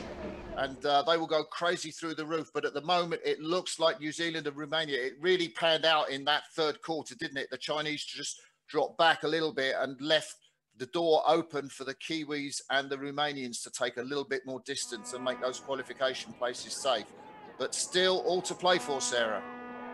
Absolutely. New Zealand's still in the lead, 42 strokes per minute. The Romanians up at 44 strokes per minute now, Martin. They are going for it. They need to get themselves well and truly into this race, which they have now. The Chinese not able to handle the heat in the third 500. The Italians really haven't featured as strongly as I expected to see them in this race, Martin. They've pretty much got dropped off the blocks. But it is the New Zealanders who are starting to walk away with this race now. They have opened up a few metres over the Romanians in second, but no doubt now, I think, who these two positions will go to. But a great race, I think, from the Chinese to have been in it for so long. So that's McDonald, McIntosh, Wilson, Williamson, Brake, Kirkham, Bond and Murray, the four in the bows from the Rio Olympics. The New Zealanders just snatch it from Romania. Very close, great row from the Romanians, better than yesterday. Kiwis, I don't think they heard the buzzer at the line, they're still going. Italy do get the third place ahead of the brave Chinese, who are right up there in the first 1250 metres, but drop back in that third quarter. If you're watching in New Zealand, your boys are going to Tokyo. Congratulations to the All Blacks. You've done really well to come over here. The whole COVID thing and the time zone change. I'd say muted celebrations from the Kiwis there, Sarah. A few little back slaps, but they're a little fist pump as well. Yeah, it's certainly tough for some of these crews. They're probably now thinking, great, we've got 24-hour flight back and then 14 days in hotel quarantine. So job done, but a bit to happen now before the Tokyo Olympics. As the Kiwis take that race in a time of 5:35.73. In second was Romania, just 1.19 second behind in a time of 5:36.92. Third was Italy, according to our results, which I didn't see happen at all. That was 5:43.91, 8.18 seconds behind the Kiwis. And in fourth was China, 5:45.51, 9.78 behind the race leaders. Yeah. I was excited. I mean, I think watching the eights, you've got all those athletes, you know, the women's eights, the Chinese look great, but there was that tension in the middle of the race with the Chinese thinking, oh my goodness, are they going to do something here? And the New Zealanders, so dominant in the race for lanes yesterday, didn't quite manage to have that sort of domination. I guess the New Zealanders were probably, if you look at the Europeans, going about the same speed as the British, because there was the same margin between the Romanians and New Zealanders as there was between the Romanians and British who won the Europeans. So I think it's going to be tight in Tokyo. But, well, these guys at the start, the men's pair, they have raced earlier this morning. They had semi-finals.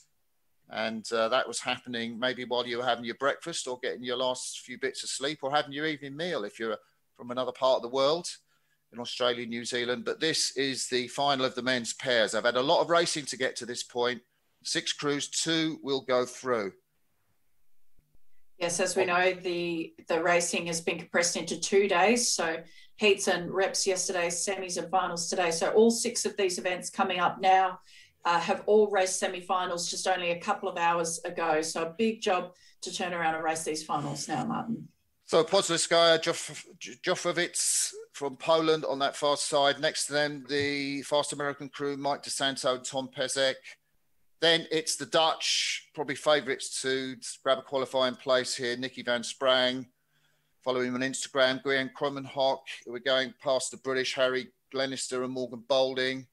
The Danes who fly off the start, Sarah, Frederick Visterval and Joachim Sutton, the former Cal athlete. In the stroke of that Danish boat, that's Visterval with the red cap on. And then this side, we've got Friedrich Dunkel and Mark Kampfmann. Dunkel with the cap on, the German pair closest to us. A hell of a lot of racing these boys have had. And we're going to see, it'll be a test of endurance, won't it? Because, what do you think it's like? Because they've raced, what, semi-final, what, maybe 2 hours ago or something like that? How's it going to be, these guys coming on the start for the race that really matters? I mean, not like the semi-final didn't matter, but you had to get into the final. What's it going to be like for them? I guess there would be different levels of how hard people would have had to work through that semi-final. Some people presumably would have had a pretty good job of it. Others maybe had to really put themselves out there just to make this A-final. So I guess it depends how expensive that semi-final was for them. But everyone's in the same situation. It wasn't a repechage or anything like that. Everyone's raced the semis, so it's fair in that respect.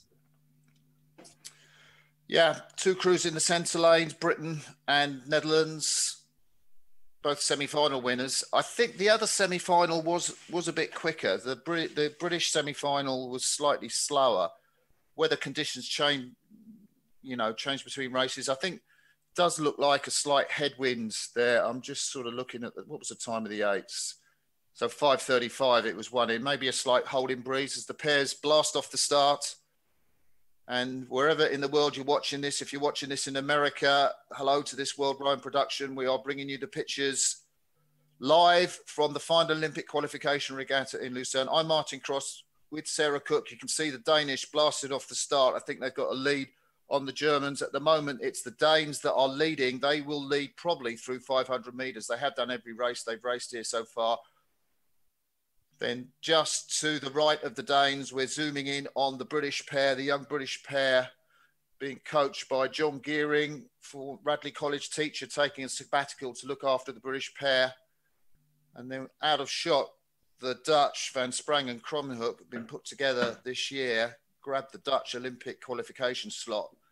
And they have had a great season so far, and one of the favourites to grab one of the first two places in this race. The Americans, though, will have something to say about that. We can't quite see Mike DeSanto at the moment. They are about, and Tom Pesek, they're about 11 metres behind the lead, which are the Flying Danes. Britain, I think, in third place. The Netherlands in second place. I think the Danes will slightly slow up. They can't keep that pace through the whole 2,000 metres, Sarah, but at the moment they are flying. Yeah, 40 strokes per minute, the Danes, as they're coming up towards the 500 metre now. They are currently in the lead, but also moving quickly on the course are the second and third place boats. We now have confirmation through the first 500. It is Denmark, 1:36.50. Second is the Dutch. Third, Great Britain, very tight between these top three boats. Fourth, the USA. Fifth, it looks like Germany, and sixth is Poland. Very close race. This second 500 is really going to start to sort out these pairs. I know, you've got to dig in the second 500. I mean, you're already going to be on that kind of red line, aren't you? The red line is just the line, the maximum amount of pain and torment you can bear while still being able to put out that great technique as close to that red line as possible. The Danes are going to be very, very close to it after that blistering start. And at the moment, it's the Danes still in the lead from the Netherlands, who are about 5 or 6 meters behind. The British dropping back a little bit. British about 6 meters behind the Netherlands, and going toe-to-toe with the USA, who are about 3 meters behind the British. So the USA and Britain have got a lot to do in this second 500. I think the British have got a sprint finish. We saw that at the Europeans in the small final where they grabbed 7th place. I don't know whether they'll have the endurance after racing the semi-final just a couple of hours ago, Sarah, though. Yeah, look, it'll be really interesting because this is where it's going to hit them in this third 500. They're going to start to feel the legs. There's just not going to be that same spark probably in the last 500 metres that some of these crews would expect to have after having raced only 2 hours earlier. But, you know, these guys are fit. This is what they're trained for. They're able to back up and have repeat performances. So it'll be interesting to see how, I guess, expensive that semi-final was for a number of these crews. But it is still the Danes coming through the 1,000 in 3:17.39 in first position. Second position, just 1.10 second behind, are the Dutch. In third, it is still Great Britain, 2.89 seconds behind. So about 1.8 seconds separating the British and the Dutch in those all-important qualifying positions. Big third 500 for everybody here. Danes have really put the card down on the table, haven't they? Joachim Sutton, the former Cal oarsman, 25 years of age, his crewmate Fred Visterveld, coached by Jens Willemsen. They are flying into the second 1,000 metres. They'd lost the lead, I think, in that semi-final by 1,000 metres. They haven't lost it in this race that matters, the final, but what have they got left? Are they going to have the endurance, having just raced a semi-final, the Flying Danes, to stay in front of the Dutch? What have the Dutch got left? They've been so good, such a consistent performance, but I wouldn't want the British to be that close to me coming into the last 500 metres.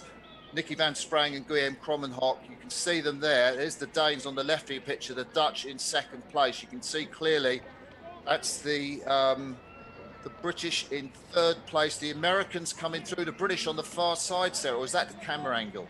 No, it looks to me like the Americans have just come through the British. They've maybe got 2 or 3 meters up on them. So it is the United States of America, DeSanto and Pesek now moving into third position. They're going to have to put in a serious effort here, 500 meters to go. But it looks like the Dutch, to me, is sort of laboring a little bit as they can see these 2 crews bearing down on them. I think it's all going to happen here in this last 500 meters, but clear for me that the Danes are in the lead, 457.29 coming through the 1500, still up on 39 strokes per minute and no sign of slowing. But what will happen here? USA, Netherlands, Great Britain, all vying for that final position. Yeah, you can make up, you know, a length, maybe a length and a quarter, length and a half in a pair in the last bit. You know, it depends what the Netherlands have got in their legs. They are in that second place, about 11 meters behind the Danes. The USA still about 10, 11 meters. I think the USA probably have left a bit too much to do. The British just a little bit behind the USA. I think they're out of it. It does look like it's Denmark and Netherlands to take the first 2 qualifying slots. But you've got to hope they're clean all the way through to the finish. You've got to hope they stay off the boys.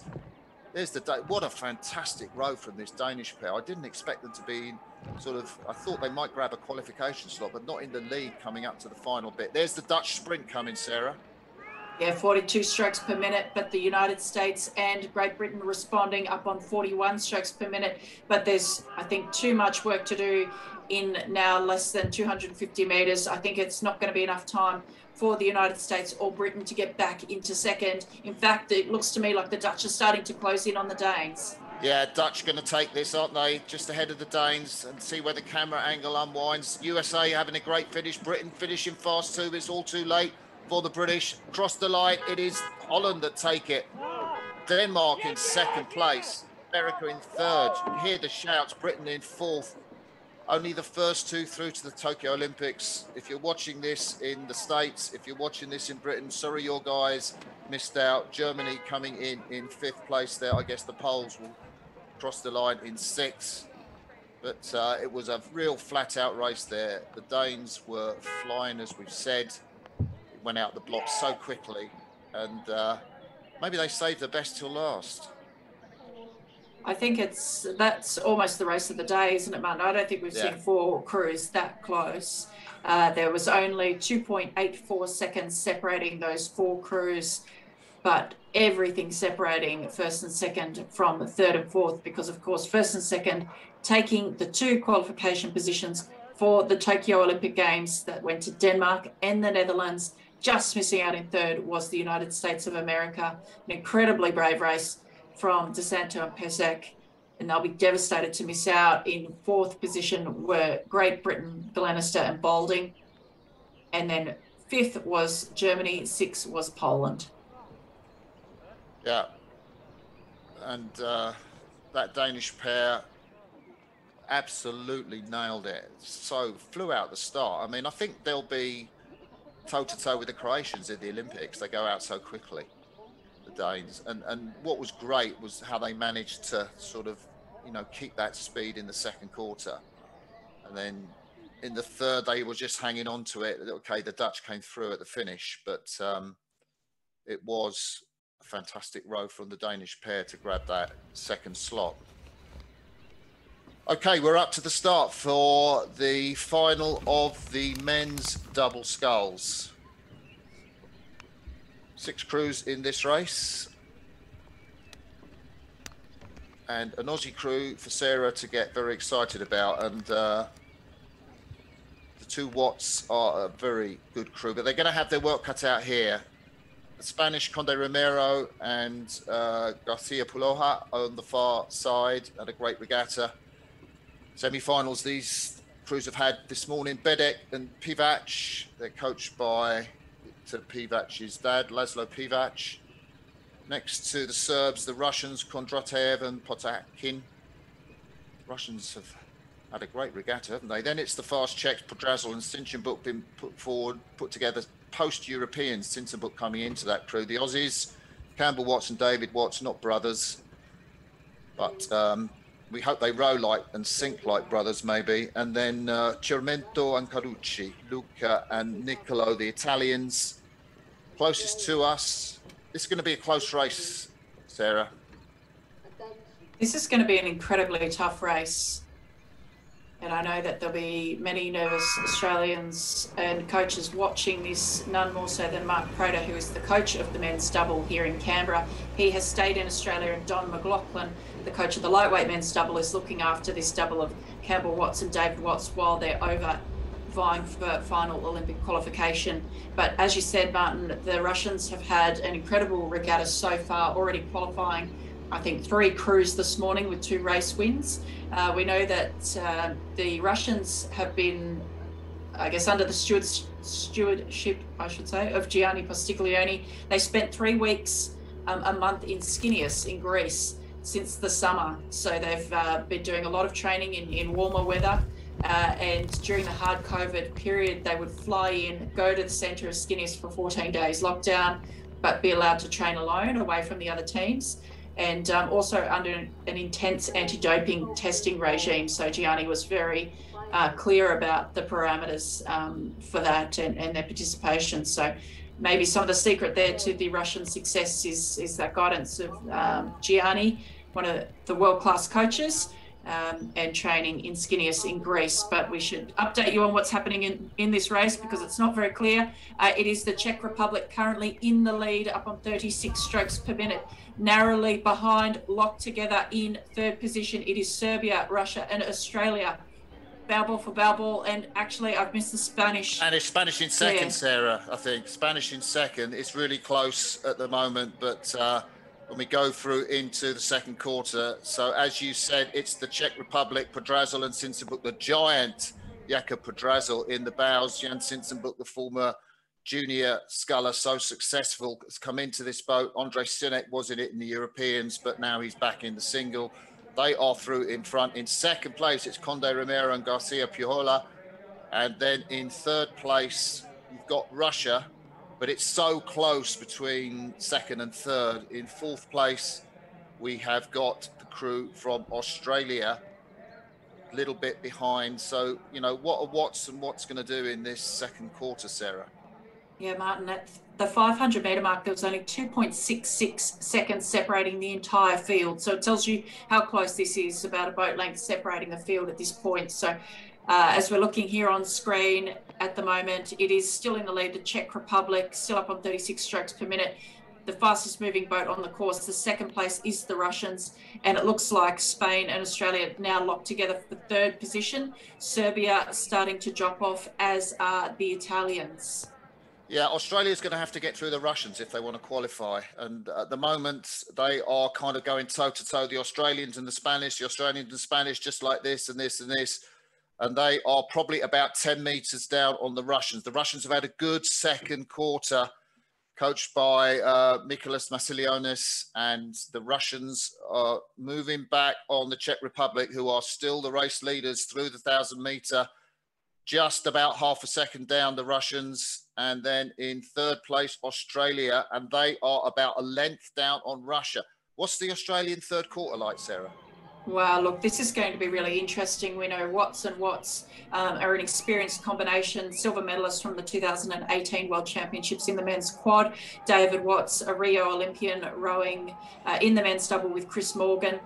So certainly 2 of our top scullers for the men's squad here, trying to qualify this men's double, currently in 3rd position through the 1,000 metre mark. If they can put together a good 3rd quarter here, then they could get themselves back into the hunt for that all-important 2nd position. But it is, as you said, Martin, the Czech Republic followed by Russia, and actually it has reversed now. It is the Russians in the lead. It is the Czech Republic who are now in 2nd, and it looks to me as though still Spain and Australia locked together for that 3rd and 4th position. You could just see the Aussie blades, can't you? They're going to have to get through the Czech Republic for that 2nd place. The Spaniards on the far side, they are up there. They're about 26 metres behind the leaders. The Australians are 24, 25 metres behind the leaders, so they're in 3rd place. But there's probably about a 12-metre gap between the Australians as we come up to 1,500 and the Czechs, who are in 2nd place. The 2nd place will go to the Tokyo Olympics, as will the 1st. Nobody else can. There we see Russia through in front. How many times have we said that today? Czechs in second, Australia in third. That's a lot to make up in the last 500 metres, Sarah.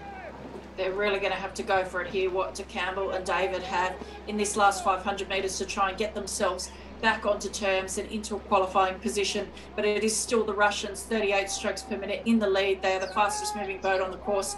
In second position, it is the Czech Republic, but the Czech Republic keep dropping further and further back. But the Australians not really able to make much of a gain at this point in time onto that second position. It does look quite clear at the moment that it is Russia in first, Czech Republic in second, Australia in third, now well clear of the Spanish. Yeah, we saw the Russian quad qualify earlier in second place, just behind Estonia. Russian sculling on a real high at the moment.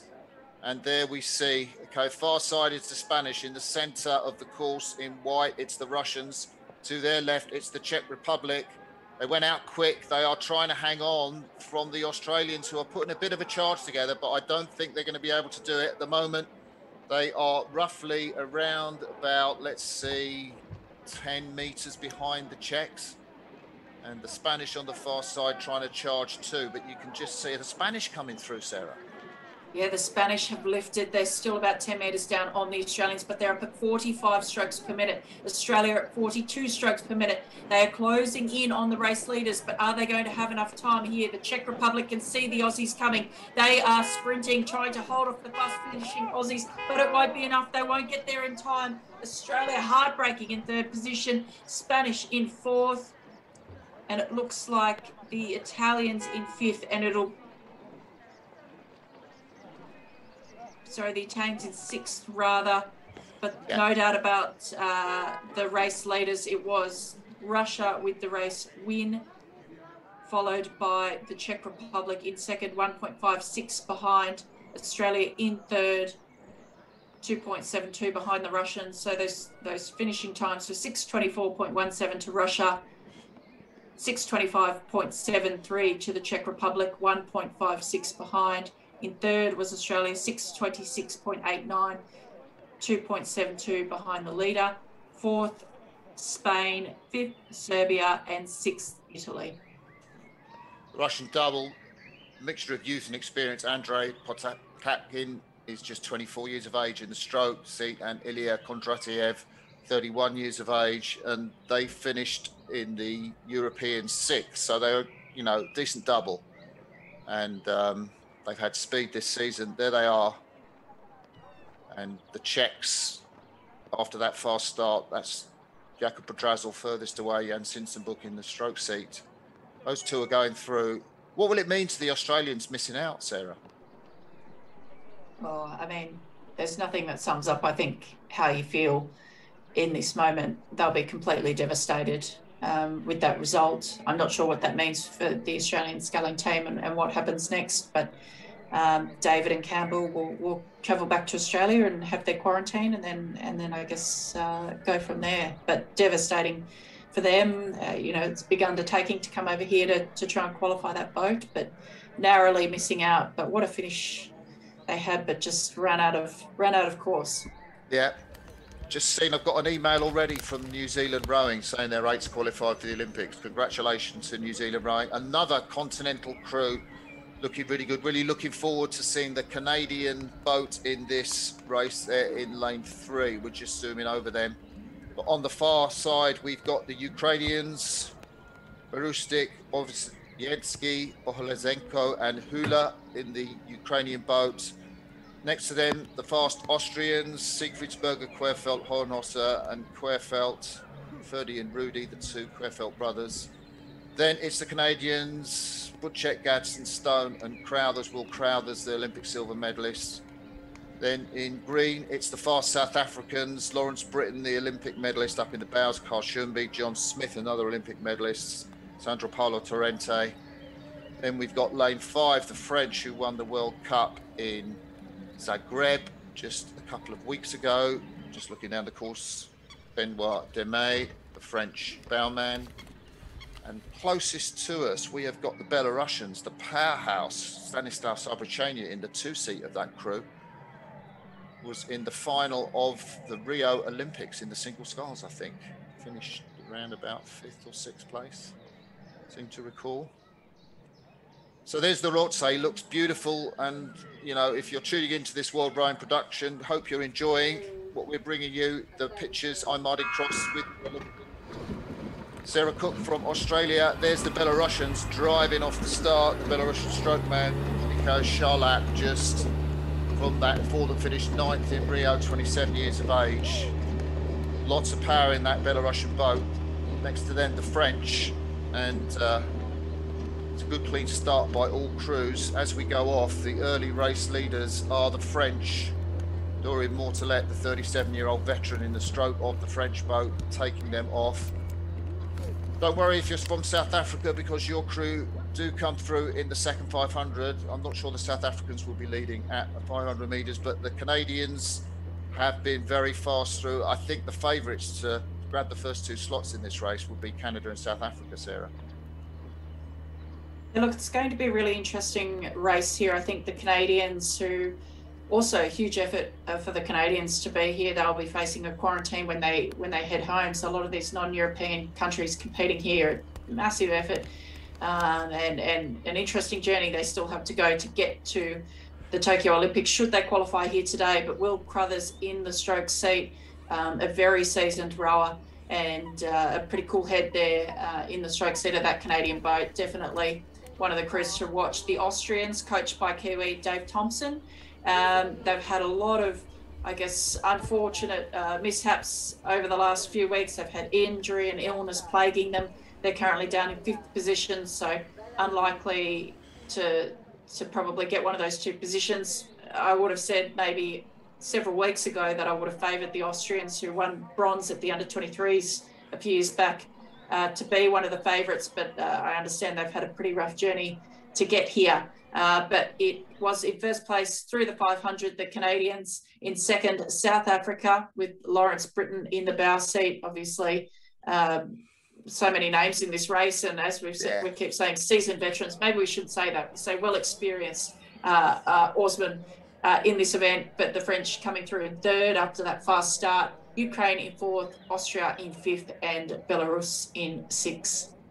So Canada and South Africa going like this and this in the second 500 meters. There's not much you can put between them, and the French, who are in third place, about 11 meters behind that leading duo. So the South African and Canadian race is taking them further out. I'll tell you what, it's interesting. I mean, the Canadians coached by Terry Paul, but of course they're running under the Dick Tonks program, and he didn't have so much success with the Canadian 8 last year. But I don't know, I'm sure Dick has had a great sort of hand in the Canadian program, and it does look as if he's got a boat that's going to be very competitive with this Canadian 4. The crews that win here will be competitive in the finals for, you know, for medals in Rio. I think that's the speed that we're looking at. And so you can see the Canadians, center of your picture, to the Canadians left, the South Africans. And at the moment, it's the South Africans, leading. What about that then? Yeah, a little switch there. The Canadians still up on 40 strokes per minute. So that higher rate, maybe just not really giving them the return. The South Africans down on 37 strokes per minute, currently moving faster on the course than the Canadians are. But coming through the 1,000-metre mark, South Africa in 3.02.1, Canada in second, 3.02.18, so just 0.17 of a second behind. Third was France, 2.36 behind. Fourth was Ukraine, fifth was Belarus, and sixth was Austria. It's going to take an awful lot for the French to get back. I don't want to call this race too early, because the South Africans have had a fantastic second quarter. Canadians, you know, maybe they are feeling a little bit in jet lag in their legs. I know maybe the South Africans too, but Canada's got a time zone change they've had to go through. They were impressive in the semi-final, winning it. But at the moment, those two crews out in front, you can see to the South Africans left, the French, they're in third place. And that is the crew that the South Africans and Canadians have got to keep in their sights as they go through 750 metres to go. We're coming up to the 1,500 metres. South Africa still in the lead. What a great row from Lawrence Britton, Carl Schoenby, John Smith, Sandro Paolo Torrente. Maybe just to canvas up, that's just that bow decking up on the Canadians. And the French are going to put a turbo on in this last 500 if they can. They've been trying like anything to get back through the third quarter, but they've now got to do it in the sprint for the line, Sarah. Yeah, Canada and South Africa still locked together in the lead. Canada now sitting about 4 meters down on the South Africans, but still locked together. Canada up at 44 strokes per minute. Whoa. So they must see what's coming from the French here. They're up at 42 strokes per minute, but they're about 10 meters down on the Canadians. So it's going to be tough for them to get back onto terms. But the Canadians and the South Africans hammering down to the line here. They have looked good on Instagram, that South African forward. I've seen lovely shots of them paddling on that dead flat lake in South Africa where they train. But it's so good. I hope, you know, some of you that listen to the Row Show, the podcast with Lawrence Britton in the bow seat of that South African forward, it's going to have some nice words to say about this race should they win. So in the lead, Canada in second place. Sorry, in the lead, South Africa in second place, Canada. In third place, sprinting, it's the French, but I think they've left it too late. You can see on the far side, Ukraine and Austria, they are out of it. South Africa looking good, looking smooth, just moving through to take this race. Going to be some celebrations there as they come through to the finish line, past the empty grandstands in this COVID-safe regatta. South Africa come up to the line. You've done it, boys. You're through to the Olympics. Canada takes second place. Arm in the air, straight away from Torrente in the stroke seat. French lie back in the boat. They are in third place. Heartache for them. Good race. I think we could hear some of the excitement there across the broadcast coming from a couple of those boats, but South Africa coming through in 6:06.11 to take the first qualifying position. Canada in second, just 1.73 seconds behind, 6.07.84. Third was the French, heartbreak for them, just missing out, 6:10.42. Fourth was Austria. Wow, big finish there from Austria to come back from sixth position into fourth, 6:12.51, the Dave Thompson coach crew. Fifth was Belarus, 6:14.84. And in sixth was the Ukraine, 6:15.32. I think, you know, for crews to come over in different continents, to come here in Europe, you know, where the Europeans have been racing, and this is their first race, just a fantastic achievement, isn't it, for those guys to qualify? It is massive. I mean, not only the distance, but, you know, the COVID protocols and then the quarantine and the expense heading back to their countries for the non-European participants here. It's a huge undertaking. So a big effort there from South Africa and Canada to be here, and great to see them. I think it's the first qualifying position for both of those countries so far today. Yeah, well, fast and furious, we've got 3 more races left for you in this final Olympic qualification regatta. This is a world rowing production, and it's the first time we have brought you pictures of this regatta, and we hope you found it worthwhile. So here's the men's single. On the far side, it's Mihal Chiruta from Romania. Then closest to him, the double under 23, former double under 23 world champion with his cap set back, Trevor Jones. Canadian, I wonder if he knows if his men's four has qualified. The favourite to take this race, Natan Bogucki-Simchak, man in form, flying at the moment. Next to him, another Russian, Alexander Verzovkin. And then on the outside lanes, lane 5, we have got Christian Vasiliev from Bulgaria, and the Belarusian who's done really well on this course, maybe not so good in the semi-finals, Filip Pavuku, but he has performed on the Rotsay. Remember him doing really well when it was Europeans or a World Cup, but he got into the medals. So we know he can be fast. There's the little children's playground there. This is a closed regatta venue, so no spectators allowed in, but I think they've let the kids in the playground play. Have you had to go on that slider there, Sarah? You ever slid down it? No, I don't think I have. I've certainly walked past it a number of times, but I've never gone on there myself. You haven't lived. You haven't lived, I'll tell you that. Have you gone on there? Oh, yes. Oh, yes. Got to be done. So there's Pavuku. We're closest to him. The Belarusian, 26 years of age. And he will be hoping for a better performance than he had in the semi-finals. We're looking at the Bulgarian, Christian Vasiliev. 29 years of age, coached by Petko Agravov. You can hear the starter call the crews over, and we're going to have very shortly a start in this men's singles.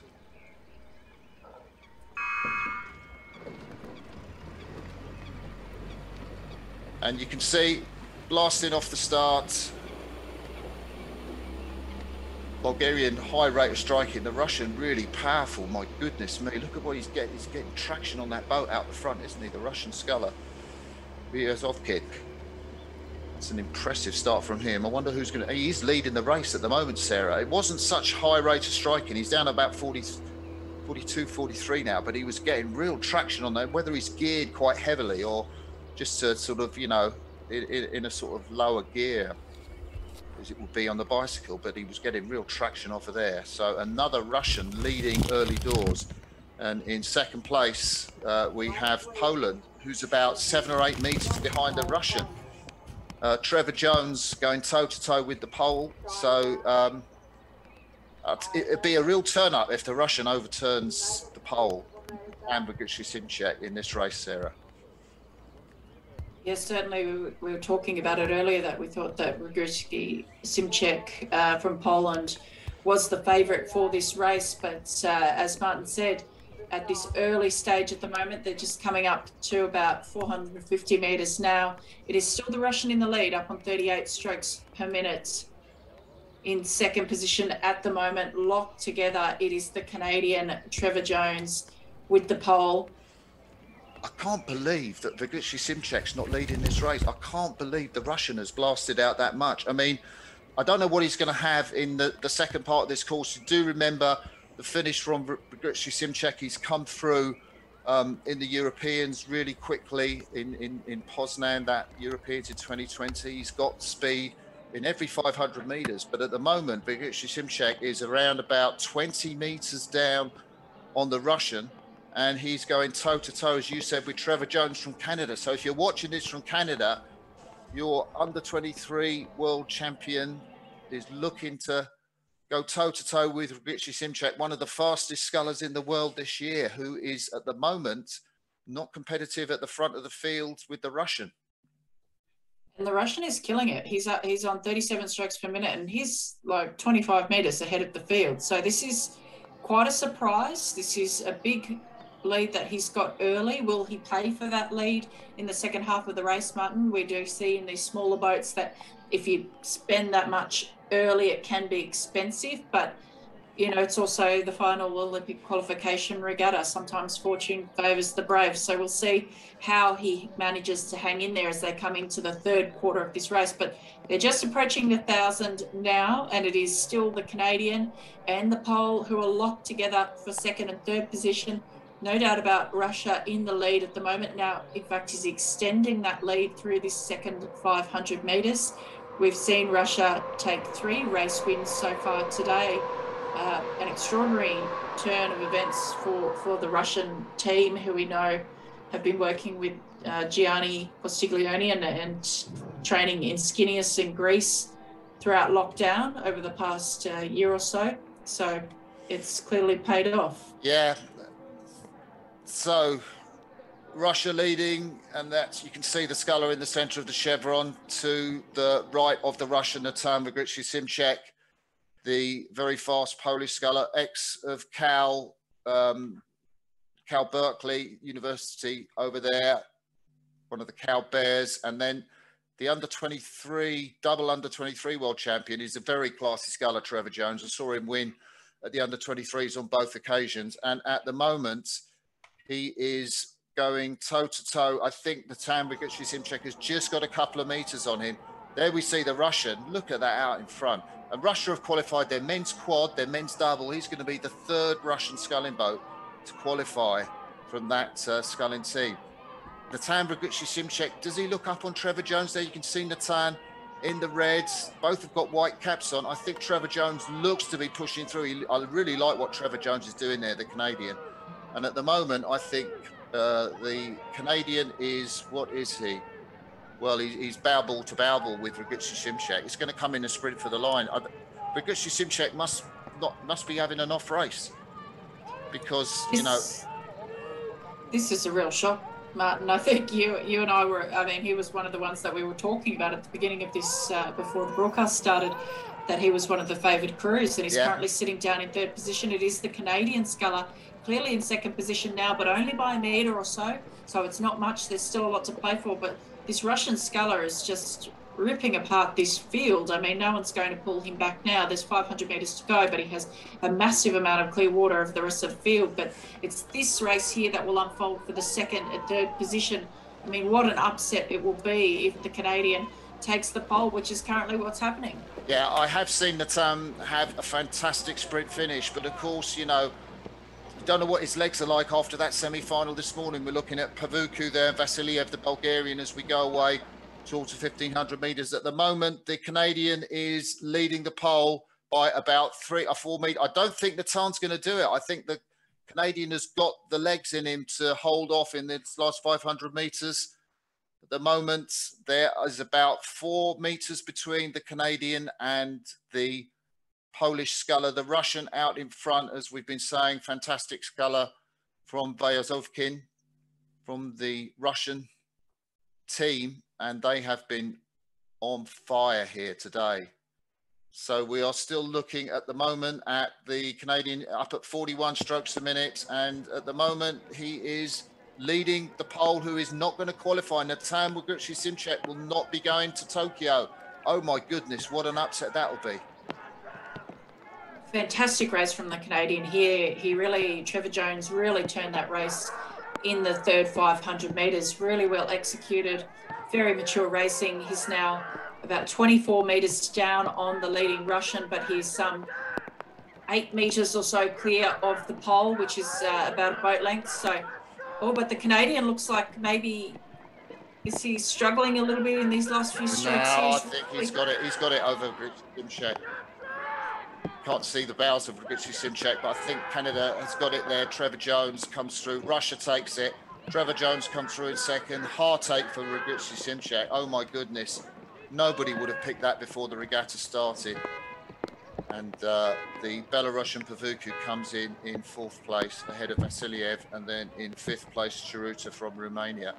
That was an upset. And you know, Simchek was in the Rio Olympics. He qualified for that games, won the small final, finished 7th. He's been in great form this season. And oh my goodness, what will that mean to him? Heartache, you can see the pole, but I mean, for Trevor Jones, he's confirmed his promise in that 2nd place. But Vyazovkin, Alexander Vyazovkin, the Russian, I mean, you know, where did that, he leapt into the lead off the start, you know, quite conservative with the rating, 24 years of age, and it puts you in mind of Hanna Prakatson, who blasted on the scene in the Europeans just to take the women's title at the Varese Europeans. And Russia have now got a really fast men's sculler, really fast women's sculler. In fact, all their scullers, you know, the double and the quad are trucking, aren't they?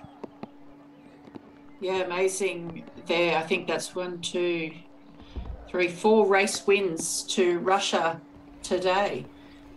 So it's certainly the most number of boats qualified of any nation at this point.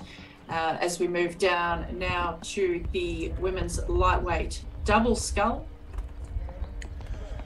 Okay, so on the far side, we've got Huang Wenyi, Pan Dan Dan, really experienced double from the Chinese. If they have a great scull, they could do something special here. Aoife Casey, Margaret Kremen in green with the shamrock blades, can't miss them. Closest to them, they won the semi, Molly Reckford, Michelle Sesha from the USA. Then to their left, it's the 2 Swiss, Patricia Mertz and Frédéric Quol from Lausanne. Veronika Derej and Jacqueline Nicole Stelmachik from Poland. Had a great regatta so far to get here. And then the 2 Aussies, Sarah Pound and Georgia Nesbitt, closest to the camera. They've got a tough job, haven't they, Sarah? This is, I mean, the lightweight events are always incredibly strong fields. There's 3 boats in this particular race that will qualify today, so half the field will go through, and that came from the South American qualification where one of those positions wasn't taken, and so that's freed up another position here. of course, New Zealand withdrew from their spot at the Tokyo Olympics, which freed up an extra position from the 2019 World Championships, which went to Canada. So 2 extra positions this year for the lightweight women's double than was originally expected for many of these crews. Yeah, so just to make that clear again, every single race has been 2 through. This one is 3 through, so we'll have to get used to it. When we go back to the men's double, the race after, it'll only be 2 through, but this lightweight women's double, 3 crews through. We're going in on the Polish lightweight women's double, blasting off the start, stroked by Jacqueline Nicole Stelmachik. And at the moment, it is the Poles who lead this race. They've been in great form here. So have the Americans to the Poles' right. Or sorry, yeah, 2 to the Poles' right. The Swiss immediately to the Poles' right, who have also been in good form. And the crews flying off at the moment. We have race leader from the Chinese, would you believe? The Chinese over there in lane 1. Just a couple of meters ahead of the Poles. Ireland there back in joint 3rd, 4th place with the USA. Switzerland not far out of it. It's just the Australians, Sarah, who seem to be a little bit off the pace early on in this first 500 meters. But otherwise, 5 crews just within 4 or 5 meters of each other as they come up to the first 500 meters. Very close. Yeah, the Australian crew, they're just a little bit slow out of the blocks. We could see them closest to us on camera, Sarah Pounder, Georgia Nesbitt. They're currently about 19 metres of the race leaders, whereas the other 5 boats are sort of within 10 metres of the race leaders. So the Australians struggling for first 500 metre speed at this point, but we'll wait and see what they've got in store for the rest of the race. But it is, the current race leaders are the Chinese, and I think it's the same double as the Worlds in 2019. They haven't been training, they've been training consistently now. They didn't have a great row at the Worlds in 2019. I think we were all shocked by that result. But we imagine that this will be one of the top boats in the category. I certainly would expect China in this lightweight women's double to be in the A final at the Tokyo Olympics. And so much, of course, is about how you weigh in. And having 2 races today for lightweights, I mean, what's that going to mean? You've got to weigh in, the women have to weigh in at average of 57 kilos. And you know, if you've got trouble making the weight, if you're not quite on it, you know, they've had to do that before the first race today. I guess they would have had plenty to eat. They won't have had to weigh in again for the final, I'm guessing. But, you know, weight management's such a crucial issue in lightweights. Chinese are still leading, the USA in 2nd place, Switzerland in 3rd place, Poland in 4th, and then it's the Irish sort of in 5th place, but only about 12 meters behind the leading crew. So there's space left. If you're watching this from Ireland, there's space left for the Irish to do something special. But at the moment, it's the Chinese, that crew on the right of your picture in red. Actually, just the United States, Martin, who have moved into the lead there. So the United States of America, Reckford and Setcher, who are currently leading now, 35 strokes per minute in lane 3. The Chinese just dropping metre by metre at the moment. They're about 4 metres down in 2nd position. It's then very close between Ireland, the Swiss and Poland. Australia currently back in 6th position, but a very tight race here at the front of the pack with China and the USA vying for 1 and 2, and then the other 3 boats absolutely locked together. We can give you that 1,000 metre split now. 332.45 is the United States of America. In 2nd position, 0.75 behind is the People's Republic of China. In lane 3, Switzerland, 2.44 seconds behind. In 4th is Ireland, and 5th is Poland, 6th is Australia. No spectators to ring the cowbells for the Swiss, but they do have a sprint finish on them. But out in front, it's the Americans, Mary Reckford from New Jersey originally, Michelle Sesha, the Californian, coached by Casey Galvanek. And these 2 women dominant through the middle 1,000 metres. There's the cowbells. Can you hear them, Sarah, ringing for the Swiss, trying to urge them on? Yes, I thought we'd find them somewhere, some covert bells, although it sounds very loud from here where we are. So there must be some Swiss support out there in the crowd, and they've got everything to cheer for because the Swiss are still in 3rd position but they are very close here with the Irish. I don't know that anyone's going to get the USA. They have really taken it and run with it. The Chinese clearly in second, but these the three boats that are going to close down on the leaders now. It's the margin you can see between the Irish in lane 2, the Chinese in lane 1. That's the distance. The Chinese in the second qualifying boat. You can see also the Swiss. Now the camera's pulling out. They are desperately sprinting with about 600 meters to go. They've got to get through the Chinese, that boat on the far side. Huang Wenyi and Pan Dan Dan. And the Irish are still in there. There's an overlap, Sarah. You always said there's an overlap, you've got hope. So the Irish, meters to go. What have they got, the Irish? Are we going to see some fire from the Irish in the last 500 metres? The Chinese have led out. Have they gone out too early, too soon? It looks to me, it's not coming up on our information system, but it does look to me as though the Swiss might be mowing down the Chinese here as we speak. Here we go. We're finally up with the racing. It is still the United States of America in the lead, but locked together. It is the Swiss and the Chinese. The Chinese with just an ever so slight lead in second position, but the Swiss are coming in fourth position rather, are the Irish only 2 meters down. Yeah. On that race. It's all going to happen here in this last 500 metres, Martin. Yeah, great race from the USA. They're sitting back looking at it, but they have a 10 or 11 metre lead. I think that's going to be enough in the last 500 metres. Ireland sprinting. Ireland are coming level with China. Switzerland are level with China. At the moment, 3 doubles, China, Ireland and Switzerland. We can't split them on our commentator information service. You can see the race for yourself there. China on the far side, Ireland sprinting in second place to try and get through the Chinese. USA out in front, the Swiss sprinting to try and get through the Chinese. They're the 4 doubles. They're the 4 doubles looking for 3 places. 3 will go through.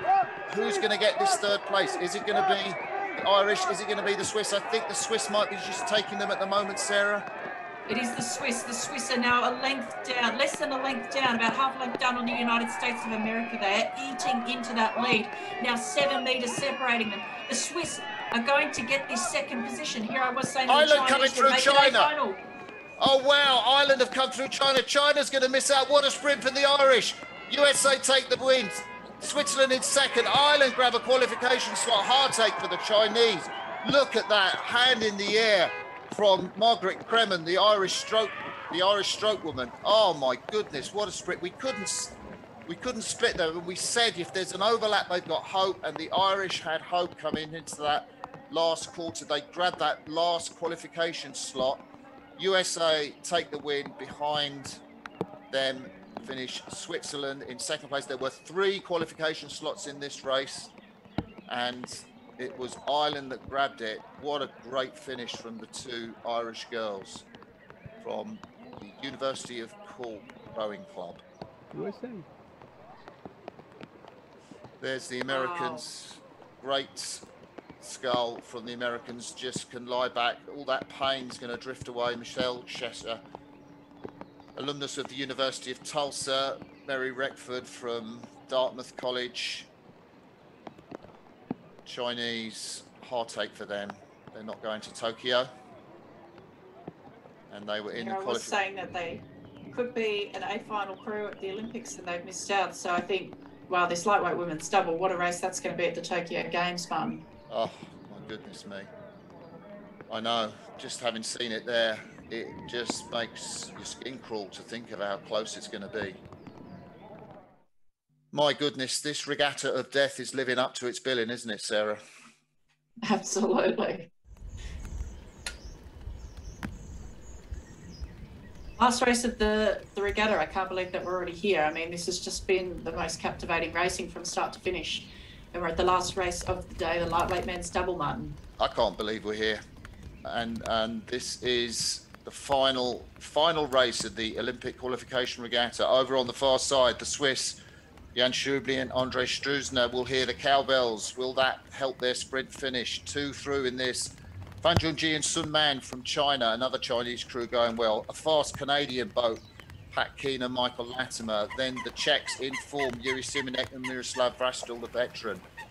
In lane 5, the French, new double, Hugo Burry, Victor Marcelot, Pierre Huan did not make the French lightweight men's double, the Olympic champion from Rio. And on this side, closest to us, Sean Murphy and Hamish Parry. again, got a big job to do, the Australians, in this race, Sarah. It is certainly going to be a big race for the Australians, but for all of these boats, we know that as we said before, the lightweight women's double, the lightweight doubles are so hotly contested, and this will certainly be no exception. Of course, only one lightweight men's and women's event at the Tokyo Olympic Games. Nice squeeze you see on the start there from Hamish Parry, the Australian strokeman, Tasmanian, driving off the start. To their left, it's the blades of the French crew. And as we sort out the early leaders, as it was in the lightweight women's double, Sarah, China are in the lead by 3 or 4 meters, I think, from the French and maybe the Australians. It's all very close, but China have gone out quickly, as the Chinese women did in the last heat. What will that mean for them in the last quarter? These men weighing in at an average of 70 kilos. They've had to weigh in really early this morning to race the semi-finals. Can't stress again, weight management going to be a really crucial issue for these guys. Who's managed their weight most effectively will give them the endurance in that middle to end part of the course, which they need to grab one of those first 2 qualification slots. Yeah, the Chinese boat, it was the same boat that finished 12th at the Worlds in 2019, and they won a bronze medal at the World Championships 4 years ago. They'll be obviously in the mix in this race, but it's going to be a really tough race here. As we look at the leaderboard at the moment, it is the Chinese who are still in the lead, but very close behind are the French. Very close behind them, Canada and Australia locked together, and then followed by the Czech Republic and the Swiss, who are a bit further back at this stage. But it looks like 4 crews, China, Canada, France, Australia, who are very tight as they come through the 500 metre mark. I'll give you those results. It was China 134.28 through the first 500 metre mark. Second was France, just 0.26 behind. Third was Australia, just 0.96 behind the leader. And 4th place through was, I can't see it here. Actually, we have 2 that came through in a dead heat. That was Australia and Canada, both came through at the same time. That's why I couldn't see a 4th, 135.24. So very tight between the top 4 crews, Martin. Yeah, and I do think that Sir Steve Redgrave has had quite a bit to do with the coaching of this lightweight men's double. Fan Junji and Sun Man from China. Sun Man, a Rio Olympian, down their name coach is Huan Jianming. But Sir Steve has had a look at this lightweight men's double from China, and they are being brave and leading out at the front at the moment. They are the race leader by about 8 meters from the Canadians, and then the French are in there, Burry and Marcelot. Still all to unfold in the middle part of this race. Chinese, well, the Swiss right on that far side. Chinese in lane 2, you can see how much they've got on the Swiss. Then next to them, it's the Canadians. We expect them to figure in the sprint for the line. Canadians up on the Czechs, Yuri Simonek and Miroslav Vrastil. Haven't picked the greatest day to have an off race. I think at the moment they are not figuring in the first 2 places. They have been great through this regatta. The French just a little bit up on the Czechs, Burry and Marcelot, and then on this close side, it's the Australian Sean Murphy and Hamish Parry. They're still in contention. They're only about 19 meters behind the Chinese, who might have endurance issues in the second 1,000 meters. Yeah, we can hear those bells going again. Of course, the Swiss, they're currently in 6th position over in lane 1, but still that doesn't dull the spirits of the Swiss supporters here. As you can see, the deafening bells in the background. But in first place at the moment, it is still the Chinese as they come through the 1,000 metre mark. But as Martin said, very close for these other crews that are locked together. Second is still Canada, clearly in that second qualifying position, but it is Czech, French, Australia who are locked together, bowball for bowball. Will this race start to eat back on the leaders, Martin, in the second half? Well, the Chinese look great out there, don't they? They've got a real kind of shove off the finish, haven't they? Real sort of let the boat glide, nice and long forward. And I think that is just closest to them. It's the Canadians you can see who are in, what, second place, just about 5 meters behind the Chinese. The closest boat to the Canadians is probably the Czechs. are with cameras panning out now. So it looks like China and Canada, another success for Canada at the moment. These two young men just missed out qualification in the 2019 World Championships. Patrick Keane from Victoria City Rowing Club and Maxwell Latimer from University of British Columbia. And they go through in the last quarter in second place. Over on the far side, the Swiss, despite the cowbells, are out of it. So we're going through to the last part of this race. What's the position, Sarah? So first place through the 1500 was still China, 450.28. Second, 0.52 behind were the Canadians, who just seem to be on a roll. They are closing that gap every stroke towards the Chinese. It's all going to come down to the last few meters. Third is Czech Republic, fourth France, fifth Australia, and sixth Switzerland. So it's the last race of the final Olympic qualification regatta coming down with 250 meters to go. The Chinese have still got some petrol in the tank. They haven't blown up like the Chinese women. They are in the lead just by 1 or 2 meters from Canada. The Czechs are driving for the line. They're about 5 meters behind the Canadians now. So the Czechs have put a sprint in for the finish, and there is just about 5 meters between them and the Canadians. The Canadians driving for the line. The Czechs out of shot are coming in quick. There's the Czechs. What have they got? This is a real surprise to see them with the last 500 sprint. Canadians sprinting for the line. Canada in first place. Czechs in third place. They are not going to Tokyo unless they can get through the Canadians. What's the sprint finish going to bring us? China coming. The Canadians are in the lead. Czechs are in second. It looks like China's going to miss out here, Martin, as the camera comes around. The Czechs come through. Oh my goodness. Wow. Well called, Sarah. Canada win, Czechs in second. China miss out again like they did in the lightweight women's double sculls. That was all in the sprint for the line. And that is that Ironman triathlete, the 38-year-old Miroslav Vastril, who does Ironman, coached by Makar Vabrasek, but the stroke man of the Czech crew. I didn't think they were having a great scull, but then they just came through in the last, but you called it absolutely right, Sarah. Fantastic finish. Fantastic finish from the Czechs. Wow, well-timed race there from the Czech Republic. Wow. They are going to the Olympics in Tokyo. The Canadians will realise they have got that passage, as did their lightweight women's double as well. They qualified when the Kiwis pulled out. But Canadians through. I wonder what the Czechs are thinking. There we go. Well, he's absolutely destroyed Miroslav Vastril, isn't he? Lying back in. Unbelievable. We'll run through those results for you. Canada took the win, 6:28.53. Czech Republic in second, just 0.26 behind, 6:28.79. Third, heartbreak for the People's Republic of China, 6:29.79, 1.26 behind. Fourth was France. Fifth was Australia, and sixth was Switzerland. Heartbreak for China in that lightweight men's and women's double all the way to the end, and then just losing it before the line. That's devastating. Well, Martin, we're at the end of our broadcast of this final Olympic qualification regatta for the Tokyo 2021 Olympics. We had 17 nations qualifying through today's racing, which is amazing. Wow. Russia, the standout, with 5 crews going through today.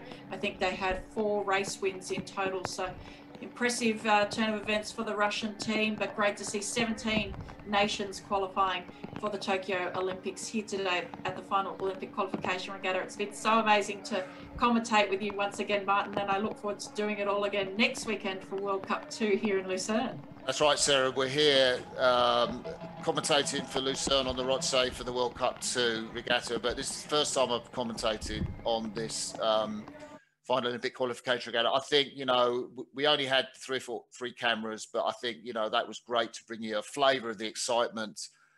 And, you know, we've had some fantastic racing, haven't we? And it's been great to see pictures, great to commentate on it. Thank you, Sarah.